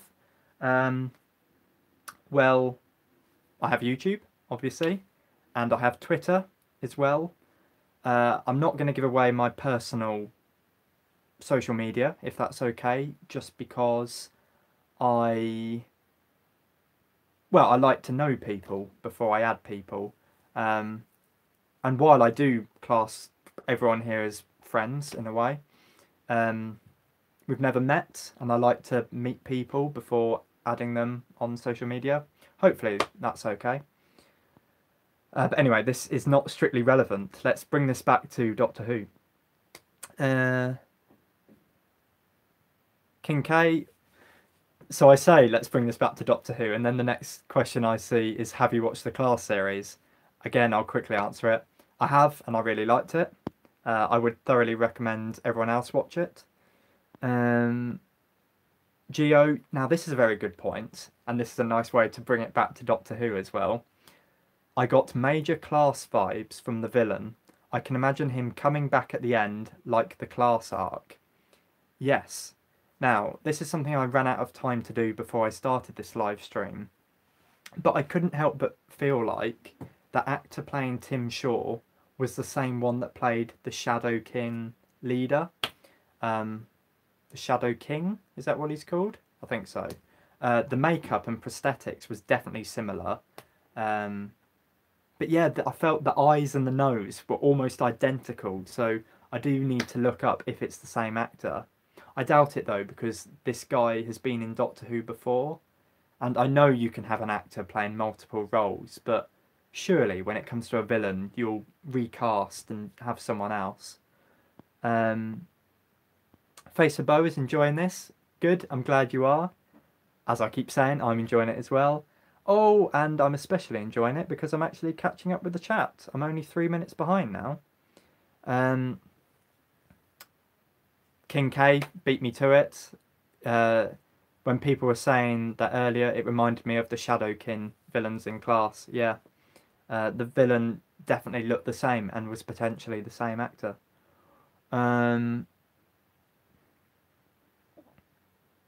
Jenny, I like how 13 said that she doesn't like to go to things that are just initials, the ER, ...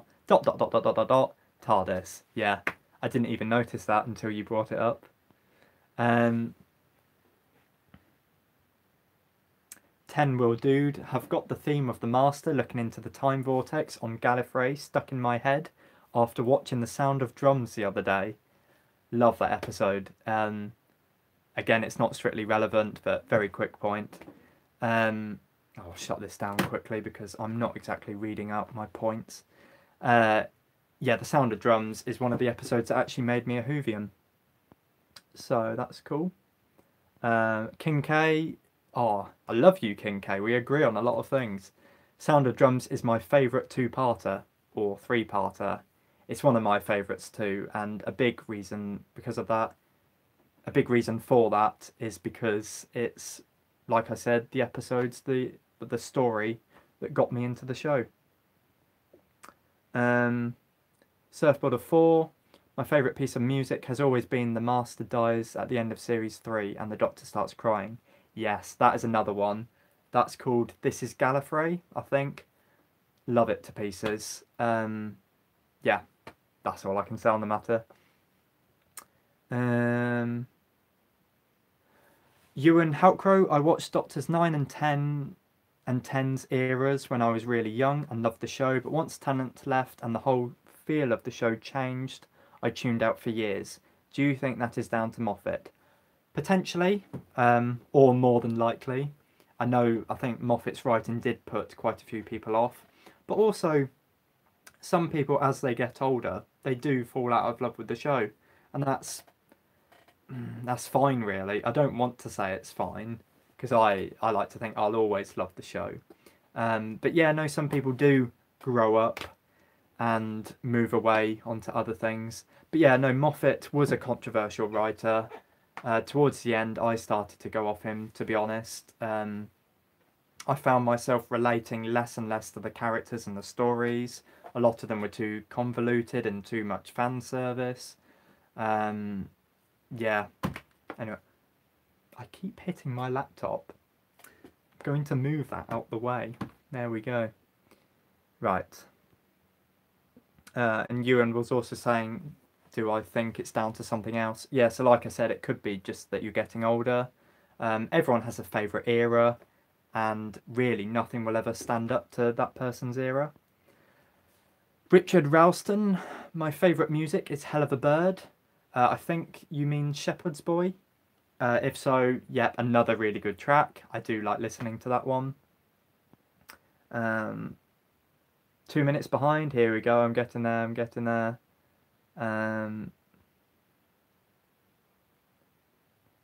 Surfboarder 4. Do you think Chibnall will try and revive Class? Yes, I did think of the Shadowkin in the episode as well. He definitely reminded me of him. As much as I liked Class, I do think that's dead in the water now. Besides the Big Finish audios, hopefully there'll be more of them because they were great. Well, the ones I've listened to were great at least. Yeah, Class was Stephen Moffat's show, really. I know he didn't write it, but he commissioned it and was the executive producer. I think, if anything, Chris Chibnall would want to make his own spin-off. God knows what it will be about, but yeah, I don't think he'll want to bring back Class, especially when hardly anyone watched it.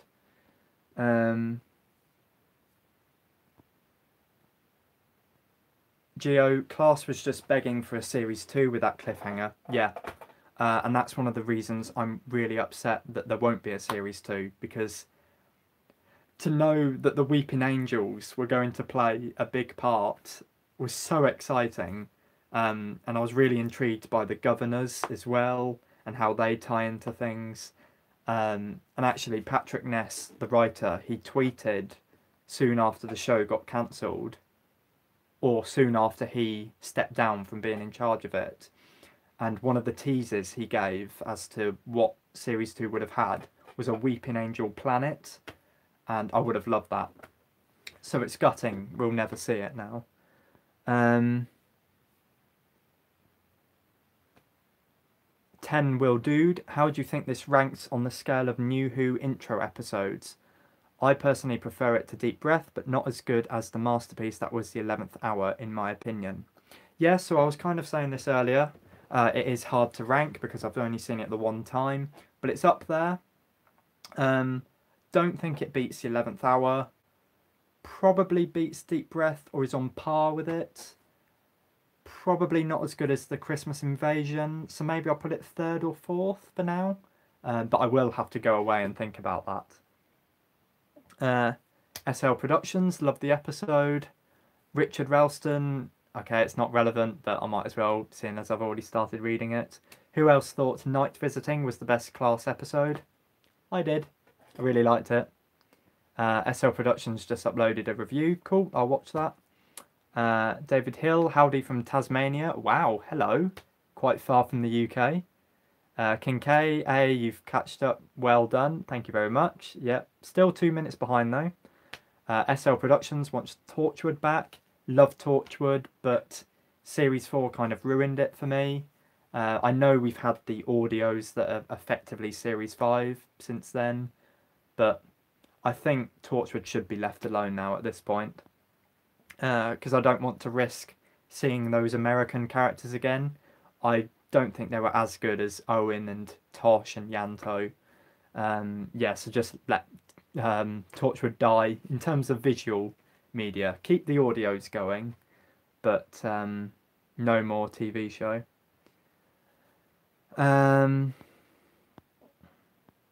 Dave H, is the Weeping Angels still part of the audio series? Not that I know of. The audios are actually set during Series 1. So unless they do a Series 2 of Class audios, yeah, we won't have any resolve for the Weeping Angels. King K will stop going on about Class. Thank you. I do love talking about Class, but I did kind of want this video to be about the Series 11 opener. At least at first. Well, I say that, we've been talking about it for an hour and 50 minutes practically now. But I still haven't actually said all my points for what I liked about it. So I'm going to quickly try and catch up, and then I will do that. And then for the remainder of the video, we will talk about absolutely anything. SL Productions, anyone else think it looked like some of it was filmed on a phone, like in the woods scene? I didn't think that, to be honest. I thought it was really well directed, and every shot looked like something from a film. But actually, that's a nice segue into another one of my love points, or like points, that I haven't mentioned yet. I really liked how YouTube was involved in it. Obviously, because it ties in quite nicely with me being a YouTuber. But also it made Ryan a more real character as well, because let's face it, a lot of young people nowadays make videos. And yeah, just haven't properly looked at the YouTube screen yet. Like, I didn't look at the recommended videos for Easter eggs or whatever. But I liked how, I think the video was called Hey, and that's something people do. They don't really think about the title of the video they're making. They just do a hi or introduction video or my first video on YouTube. I like how he didn't have many subscribers, because that makes sense if you're just setting up a channel. But yeah, no, I more liked it because I was thinking beforehand, what's the first shot of the episode going to be? Are we going to see the Doctor falling and how she gets out of that situation? Are we going to be introduced to the companions? And while we were introduced to the companions, the very first thing we saw was Ryan on a YouTube screen, and I just thought that was a really cool way to begin things. And actually, while I'm on the subject, I think this was another point. I really liked how we were led to believe that the woman that Ryan was talking about was the Doctor, but it's not until the end of the episode that we realise he's actually talking about Grace. I thought that was really nice, and again, it's subverting our expectations. Yeah, is that all I wanted to say? Probably. And I think it added to the emotional moment. It's something I'll have to re-watch, because at the moment I just remember the feeling I had at the time. I can't remember what caused this feeling, but I think maybe it was how it was written and the music at this point, but it really, you felt it in your heart. Oh, I'm being cringy now, sorry. But yeah, whatever he was saying about how he loved his nan and blah de blah, and he's making a YouTube video about it, it pulled on the heartstrings, basically. King K, I like the Doctor figure on the shelf on your left. Oh, hello. Yeah, I got this out because I was meant to, I don't know what I was going to do with this, but I was going to bring it into the video at least and draw attention to it, but I completely forgot I'd put it on the table. So thank you for reminding me. There we go, hello. Here's the 13th Doctor. So she can sit back down now. Put her there so you can see her. I'll put her next to the TARDIS. There we go. No, I'm blocking that. Cool. Right. Surfwater 4. Oh yeah, it's on my right because the camera flips. I don't even know. In real life, it's on my right, yeah.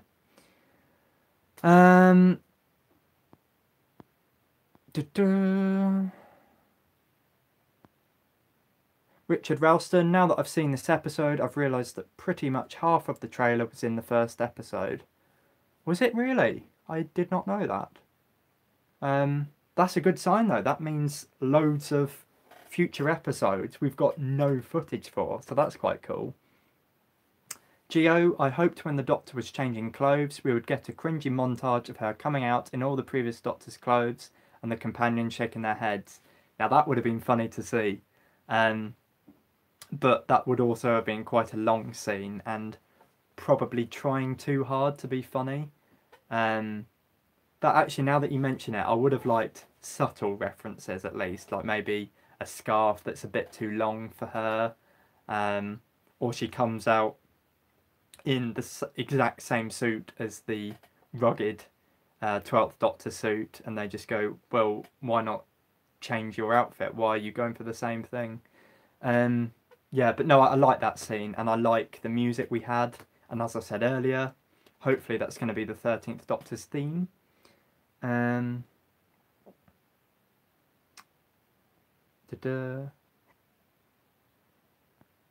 that's funny. Richard Ralston mentioned Jodie in a scarf as well. But yeah, no, it is. That was a nice idea you had actually about trying on the different clothes. Unlike Eden, has just watched the episode now and thought it was absolutely insane. They really liked the new way Doctor Who is going. If that makes any sense, it looked a lot more cinematic. No, I completely agree. Yeah, I said right at the start of the video, it definitely looks more cinematic now, and I love how they've changed the way they film it. I think it really shows, and I think the director did a very good job as well. Ewan Halcrow, really enjoying this stream. Thanks for doing it for so long. Pleasure. I keep sticking my thumbs up. I don't know what else to do. Yeah, no, I'm fine doing this. I mean, I will have to stop at some point, maybe soon, to be honest. But I'm happy going as long as people enjoy watching this. And it's nice that we've got 28 people watching at the moment. That's really cool. I think that's more than I have in most of my streams, so thank you. I do hope you're all enjoying it. Geo also, did 13 regenerate with holes in her ears, or is there a deleted scene of Graham holding her hand at a piercing salon? Good point. Yes, when she comes out, she suddenly has those piercings. That is a bit of a plot hole, to be fair. King K, anyone else got a bit worried when they sat on the cliff after Ryan throws the bike off the edge? I didn't, personally. I can't speak for everyone else. I was more impressed. I think that was one of the first scenes, if not the first scene, that I realised how amazing the cinematography was now. Because I think in that shot, you've got the three characters sat, I don't know which way I meant to do this, but they were sat to the side, and you could just see the Sheffield landscape filling up most of the frame.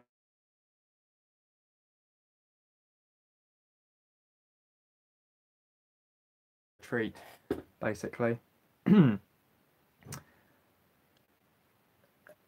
Oh, that's a good question from Surfboarder 4. What expectations did the episode meet and which did it not meet? It's also a very hard question to answer because I don't really know what expectations I had. I kind of expected it to be good, so it met that, maybe exceeded it, but I don't know yet. I expected more from the next time / coming soon trailer, not going to lie. I know I keep bringing it up, but I am quite upset at how poor quality I think they are. I thought Jodie would be a really good Doctor, and she's lived up to that.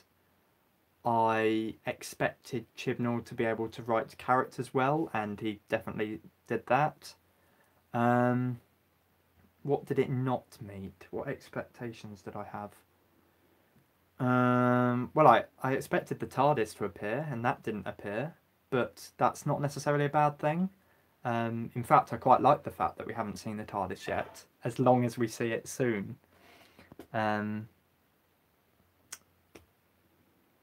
Unlike Eden, is Chris also the director for the episode? No, he's just the writer and showrunner.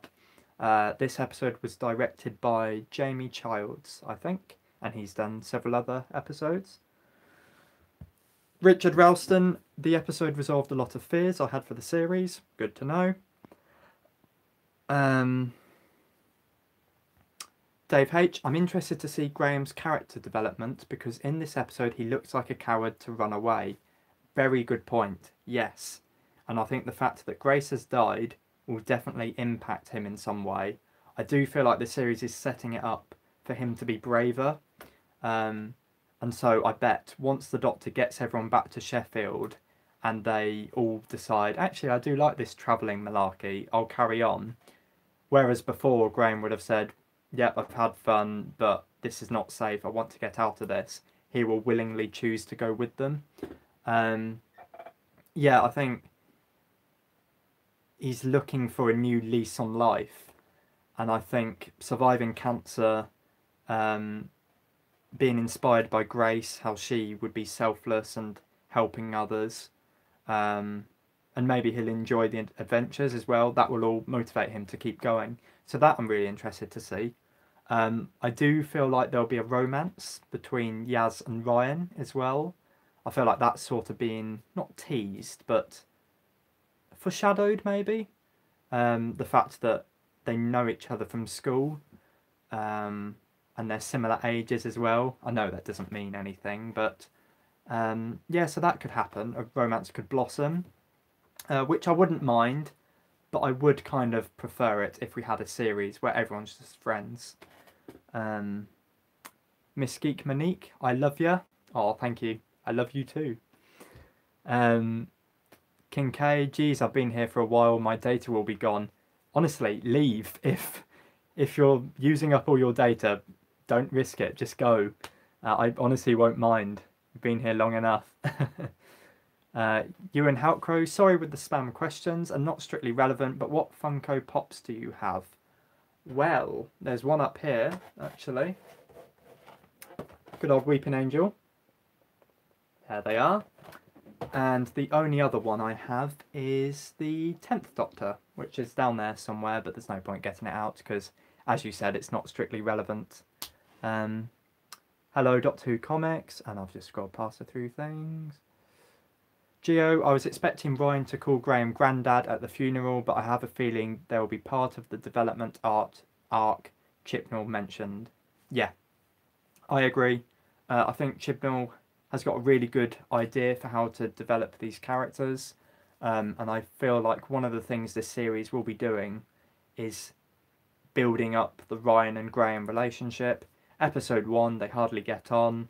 By episode 10, Ryan will see Graham as family, and they'll both bond over the loss of Grace, and their adventures, really.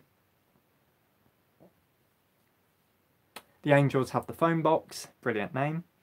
In the scene where the Doctor falls into the train and stands up, we hear a bit more of a hint of the title sequence. Yeah, I think a few people have mentioned this, and it's something I'll have to look back on and see for myself. That is quite cool, and I'm surprised I never noticed that myself. Miss Geek Monique, I'm sad because I can't watch Doctor Who because I don't have cable. Everyone I know doesn't have it either. Blimey, obviously screwed. Oh God, sorry to hear it. Do be careful because we are talking about spoilers in this chat. So if you don't mind, by all means stay, but I really don't want to spoil things for you. Hopefully you don't mind. Souffle Girl, have I got VHS? I haven't, I'm afraid. Unlike Eden, we didn't have a title crawl. Yeah, that was one of the things I didn't like about the episode.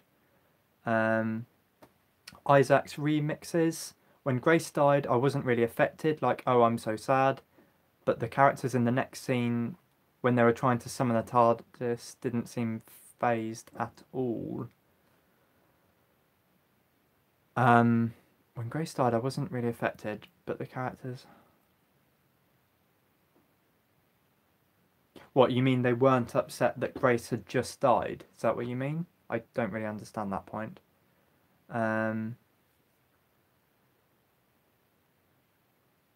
Ten-Wheel Dude agrees that the Doctor being perfectly fine after the fall out of the sky was the fact that she's in her first 15 hours of regeneration. Yeah, I think that must be the explanation then. I just don't like it. I just feel like it's a bit of a cop-out. I thought it was fine when it happened to the 10th Doctor and he regrew a hand because that was sort of a conscious thing and that was regrowing one body part. Whereas with the 13th Doctor, her back would have been broken. She would, well, that falling at that speed, her whole body would have splattered. Let's be honest here. It would have become a really gory thing if it was to be realistic. And we didn't even get like a regeneration glow to show that things were being healed. So that's why I feel like it's a bit of a cop-out. Unlike Eden, what do you think about Lee Mack being in an episode or episodes? Actually, yeah, another question. Any 2/3 parters confirmed? I'm a fan of Lee Mack, and I know he's a big fan of the show, so I'm very happy for him that he's in it. I'm not particularly fussed that he's in it. I mean, I'll enjoy the episode a bit more knowing that he's an actor that I'm aware of that's in it, but it doesn't really affect me, to be honest. As for the 2/3 parter question, it's been confirmed that every single episode is a single parter this year, so make of that as you will. Oh, I'm falling behind again. Wow. Right, so what? We're past 10 o'clock. I'm quickly going to read out the rest of my likes. I don't think there's many, to be fair, but at least that's something I can get closure on and not have to worry about consulting anymore. And then I'll go back to the comments and we will wrap up at some point. So we talked about the villain. Yeah, I'm just going to reel off a couple of points quickly because I'd much rather hear what you guys have to say at this point. So the 13th Doctor I thought was great. I thought she was like Matt Smith. Very, not necessarily energetic, but very optimistic and happy, I suppose. So that's a nice contrast to the 12th Doctor. I really liked the fact that she spends the vast majority of the episode in the 12th Doctor's clothing. That's something I wanted in my 11 Hopes for Series 11 video that some of you guys may have seen. And I don't know the exact figure, but she does spend the vast majority of the episode in those clothes. So that's good that I got one of my wishes. I said about the Sonic, how I really like the fact the Doctor made it, because it makes it more personal to her and shows her intelligence. We spoke about Grace quite a few times. Took me by surprise. I really want to know how she can be a returning character considering she's dead, and that's why I'm hoping when they see her again it's earlier in her timeline when she's still alive. I think that will make for really interesting viewing. Talked about YouTube, talked about the cinematography, talked about the characters being real and likeable. And this is an extra point I wrote down just because I was thinking about it. So it wasn't just the Doctor's friends and Grace that felt real. It was even the minor characters. Like this is an incredibly minor character now. The other guy in the construction site, not Carl, the older guy that was downstairs. He was doing a Skype call to his granddaughter, I think. So it's little touches like that that make them real people. And I really appreciated that. I said about the plot, how I liked it was about saving one life rather than the whole planet. And I think I mentioned, yeah, earlier on I mentioned how I genuinely thought Carl was going to die on the train without having any lines of dialogue. And then the episode just completely surprises me and makes the plot about him, basically. He's the trophy that Tim Shaw is tasked with trying to capture. I said about the score, not as good as Murray Gold, but it's still decent. I particularly liked the music from the crane set piece and what seems to be the 13th Doctor's theme that played when she was doing the speech on the crane and when she was choosing her outfit. But we don't know that will be her theme. Spoke about the opening scene, how I liked it was YouTube and I could relate to that. This is another thing. Me and my brother had a bet beforehand as to how many times the Doctor now being a woman would be mentioned. I thought it would hardly be mentioned because of all the interviews Chris Chibnall and everyone else gave, and he thought it would be mentioned at least 5 times. The final count it came to was twice, which I am thrilled with. Not just because it proves me right, but because it really does show that the programme was not hammering home the fact. Because it's unnecessary, really. I know it's a big thing behind the scenes, but if you make it a big thing in the show, like Stephen Moffat has done, that isolates more viewers, more people who don't think a female Doctor is right for the show. Yeah, so the only times we counted it were the clip that was released weeks ago when she's on the train and goes, "Oh, am I a woman now?" And right at the end when she talks about it's been a while since she's bought women's clothing. They were the only mentions in the entire 60-minute episode. I spoke about the cliffhanger, how I love how they suddenly arrived in space and how it was shot was amazing. We're almost at the end of these, so I will get back to your comments. I spoke about the TARDIS, how you didn't see it at all in the episode, and hopefully I would like to see it in the next episode ideally, because I am desperate to see the interior. But if we don't see it in the next episode, it makes for quite an interesting story arc that they're trying to get back to the TARDIS but keep teleporting to different places. And yeah, I said about the new theme tune and the title vortex. I like the look of the vortex, and I think the shapes that move are exactly the same movements as in the first Doctor's era. I'm not entirely sure, but I think so. And the theme tune sounds really cool, and again is reminiscent of the first Doctor's era. So that is everything that was on my list, so I can no longer worry about that. My god, we've been going for 2 hours and 10 minutes. Wow. And what's the time? 1:15. Right.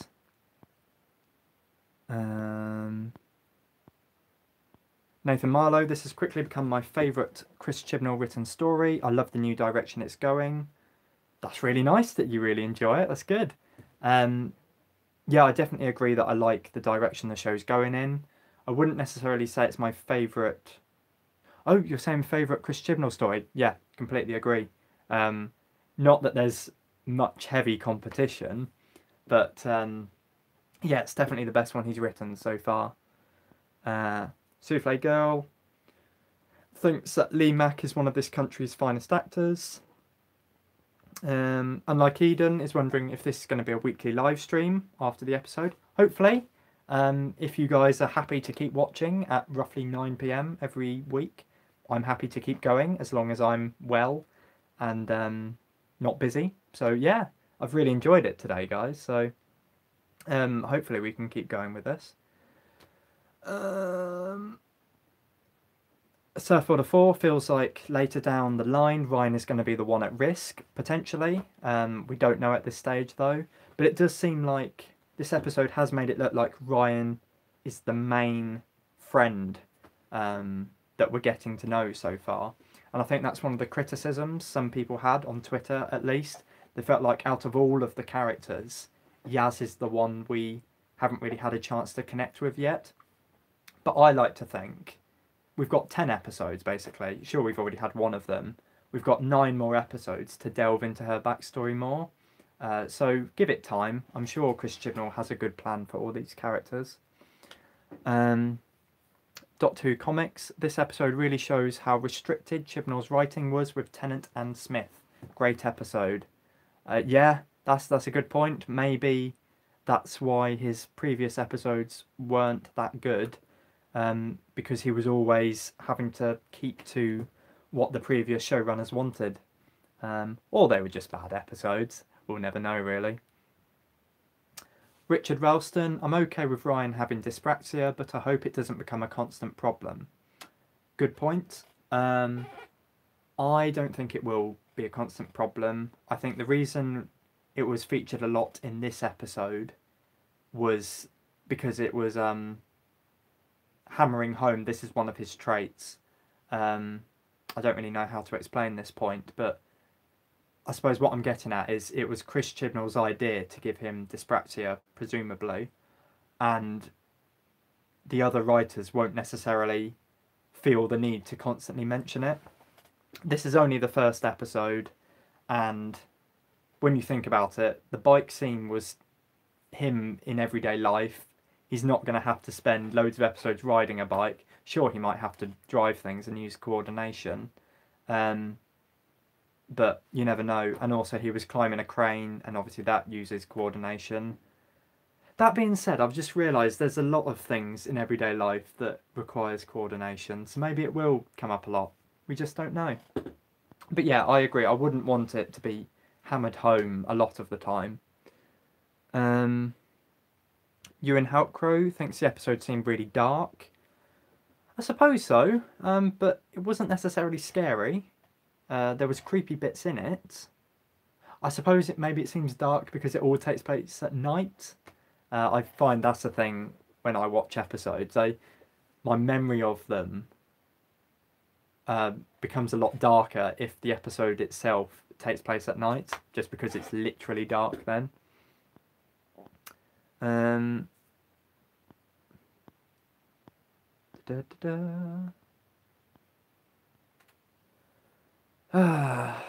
What was it? Ewan Halkrow, what was going on when the Doctor glowed with regeneration energy on the couch? That, I think, was just the typical Doctor-y thing. When they've recently regenerated, there's always like an after effect sort of thing where they're releasing excess energy. I think that was an explanation given in David Tennant's era. But yeah, David Tennant did it. Matt Smith did it. I don't think Peter Capaldi did it. Yeah, so it doesn't mean anything. Like, that energy doesn't affect anything. At least I don't hope it doesn't. Yeah, no, it was just to show that she's reaching the end of her regeneration, maybe. Surfboarder 4, really enjoyed the stream. 2 hours gone really quickly. Yeah, it has. And it's been 2 hours and 15 minutes now. Yeah, and I'm surprised my voice is holding out, to be fair. But I will have to wrap up soon. Dave H, how many series do you think Jodie will do? I think 3, and Chibnall will probably leave as well. I hope at least 3. I think she deserves it, and Chris Chibnall deserves a fair chance at being showrunner. But there are rumours that Jodie's leaving after this series, actually, which I hope isn't true. Unlike Eden, I'm going to have to head off to sleep now, getting up early. Love the stream, we'll be back next week if you're doing it again. Thank you very much. Sleep well, and I'm glad that you want to see more of these. That's really reassuring that these are actually beneficial and enjoyable. Richard Ralston, very good point he's raising there. 12's last episode was Twice Upon a Time, but his clothes lived on for another episode. 12 has godly clothes. Yeah, so that outfit, I think, has been on the Doctor since World Enough and Time, which was 4 episodes ago now, including this one. So that's quite a run of having the exact same outfit without it being washed off screen, in terms of the show, I mean, because I know Doctors keep to a costume, but between episodes you could argue he might have washed them. Yeah, anyway, I don't know what I'm saying with that point. Geo, biggest letdown was TARDIS cat confirmed. Yeah, there's those weird rumours about a cat being in the TARDIS. That might still be the case, we don't know. TM Martin, how could the 13th Doctor make the sonic screwdriver on Earth? Well, why not? We don't know what goes into making a sonic, other than the fact the TARDIS is able to make them.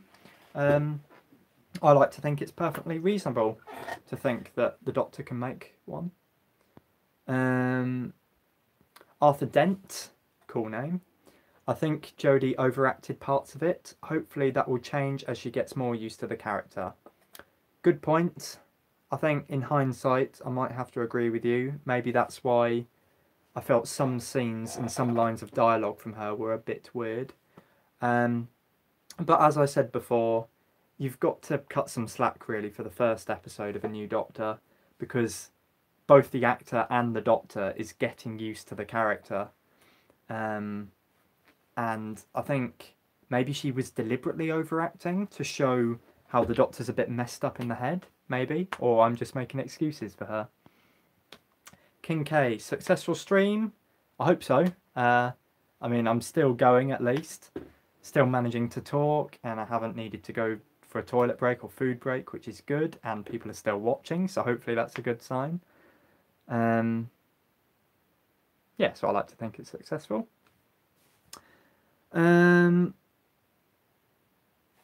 What else?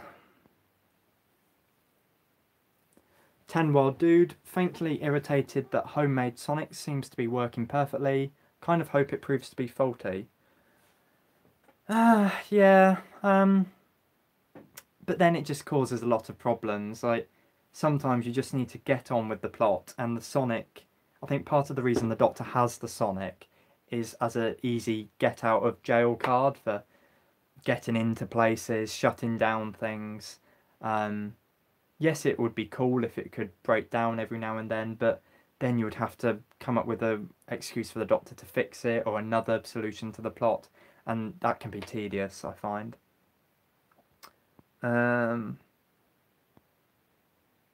Hayden 2012 raises a good point. You can't really judge the music until we see the full title music, maybe next episode. Yeah, good point. But from what we've heard, I do like it.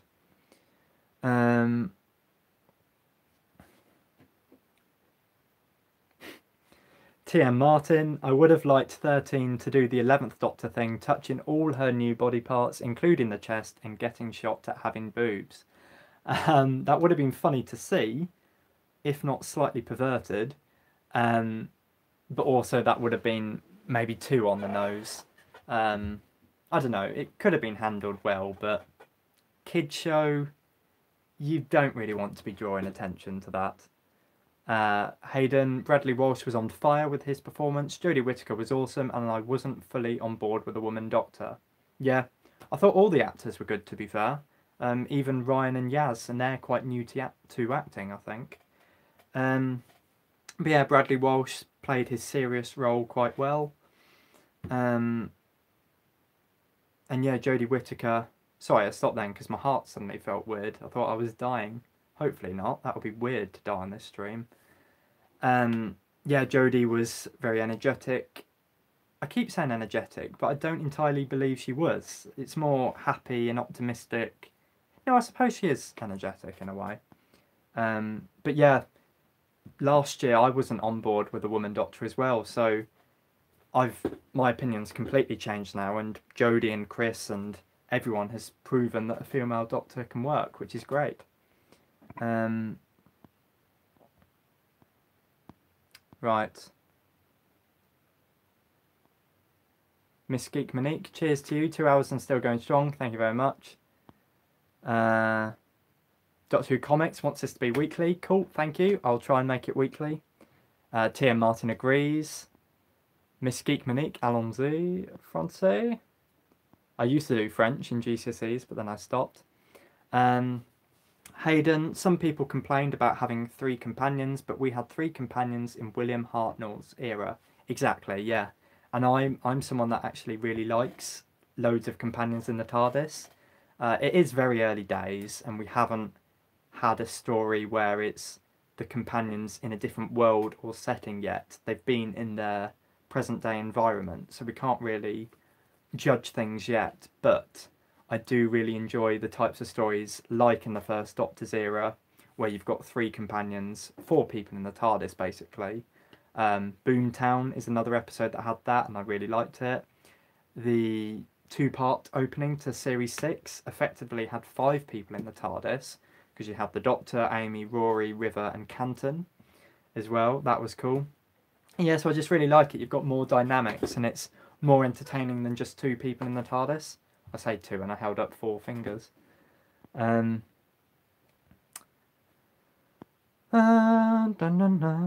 I think past will be when I go, guys. So I'm going to scroll through and respond to comments that I feel like I have something to add to.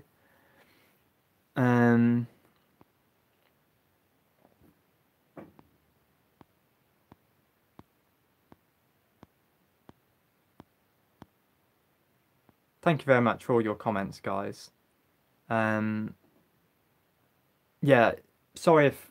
Well, hopefully you can understand I can't respond to all of them because quite a few people have been commenting, which is really nice. And also I've had my own points I wanted to make. But I do appreciate every single one, and please don't think it's anything personal if I'm ignoring your message. It's literally just a case of sometimes things are being said that have already been discussed in the stream, or there's something I can't really add a point to. Geo, you're regenerating blue. Am I? What, is that because I look a bit orange in this light? Actually, I do, don't I? There we go. Bit of acting. Rubbish acting. Surfwater 4, Boomtown is my favourite episode of the Ninth Doctor. That is really interesting. Because I know it's quite a, not controversial episode, but a lot of people forget about it. Face of Bow, Dr. Blue, take care of your voice and go get something to eat. Yes, I shall do that once I wrap up. Yeah, I doubt I'll have a voice tomorrow. No, I'm sure it'll be fine, but I'm just not used to talking for extended periods of time. And I've practically run out of water as well. There we go, it's all gone. Right. TM Martin, I hope we see Captain Jack Harkness on this new Who with 13. John Barrowman would be down for it. Cheers for this, a great live stream, love it, thank you. Yeah, I would love to see John Barrowman come back. I think he would work really well with Jodie Whittaker. Yeah, so I'm happy for it to be this series. I'm happy for it to be a later series because it might be difficult to do it this year when there's already so many people in the TARDIS, but you never know.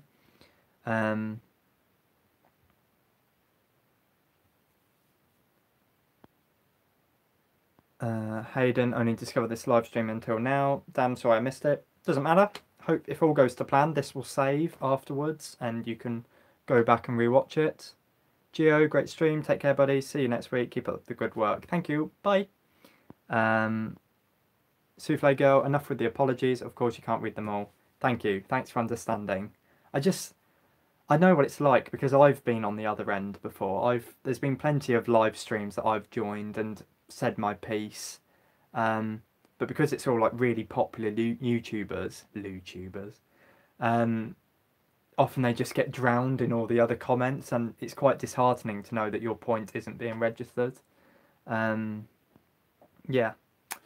Surfboarder 4, every series 1 episode felt memorable. I hope 10 series on Chibnall pulls it off. Don't really get what you're saying there, Surfboarder 4. Dave H, just put the YouTube notification bell on so don't miss next time. Thank you so much. I appreciate that. Anyone else that's still here, if you do want to be notified when the next live stream goes live, it should be hopefully a consistent time slot, just like Doctor Who. So hopefully it'll be 9 PM British time every week from now on. But it would be handy to have notifications on just so it reminds you in case you forget, or if I start a stream early or late, because I was a few minutes late today. Tia Martin, drink decaf hot tea. A spot of tea is a cure for the vocal cords. You have an excellent voice. We ent. Ha. Don't get the last thing you're saying there, but thank you very much for complimenting my voice. I don't like it myself, but I'm glad you like it at least. And I would drink tea, except I don't like tea or coffee. I'm very boring and literally just drink water or milk.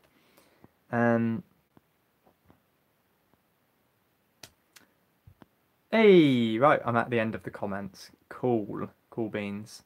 Tia Martin, want to hear you lots more. Thank you very much. Cheers. You guys are so nice. Thank you. It really has made my night. I love talking to other Whovians, and it's just great. It's great that some of you are joining in and talking to me as well. So it's reached past. So I'll wrap up with this final question from 10 Will Dude, and then I'll have to head off, guys, because I do want some sleep. Which previous Doctor Who's would you like 13 to meet? I think you're asking. I would love to see her against the 10th Doctor. A, because Jodie Whittaker and David Tennant have acted before, so there would be a lot of behind-the-scenes banter that hopefully the BBC will film. That's something actually. I mean, I've been live streaming for 2.5 hours, so I have no idea if the BBC have uploaded anything since I've started this. But I don't think there's going to be any behind-the-scenes look or interviews this year like we've had with previous years, which is a shame because I really enjoy them, and even the fan show, which was controversial, even that I quite liked. So, I don't know, maybe these live streams we'll have to do. I'll have to find a way to interview people, maybe. No, that will be impossible. I'll quickly respond to these final comments. Doctor Who comics, make more videos please, I sure will. These live streams I'll definitely keep going with if people enjoy them. Hayden 2012, will you get the new Sonic? At some point, but I want the price to go down because I do feel like the British version isn't as good as the American version at the moment. And so it's not worth it for the £15 basically. Surfboarder 4, carry on with the In 5 Seconds series, loving it, thank you very much. I'll try to. I definitely want to get Series 1 complete, I think, before I move on to other stuff. So I am slowly working my way through them. And TM Martin wants... Oh, I think you want Doctors 10 and 9 to meet the 13th Doctor, is that what you're saying? But Eccleston doesn't want to return, yeah. I mean, I really want to see the 9th Doctor work with a current Doctor like the 13th Doctor, but yeah, the actor, Christopher Eccleston, he just refuses to come back, but you never know. Yeah, so I'm going to stop now because this has been my longest stream ever at 2.5 hours, and I'm so tired now, and I'm sure all of you guys are bored of me now.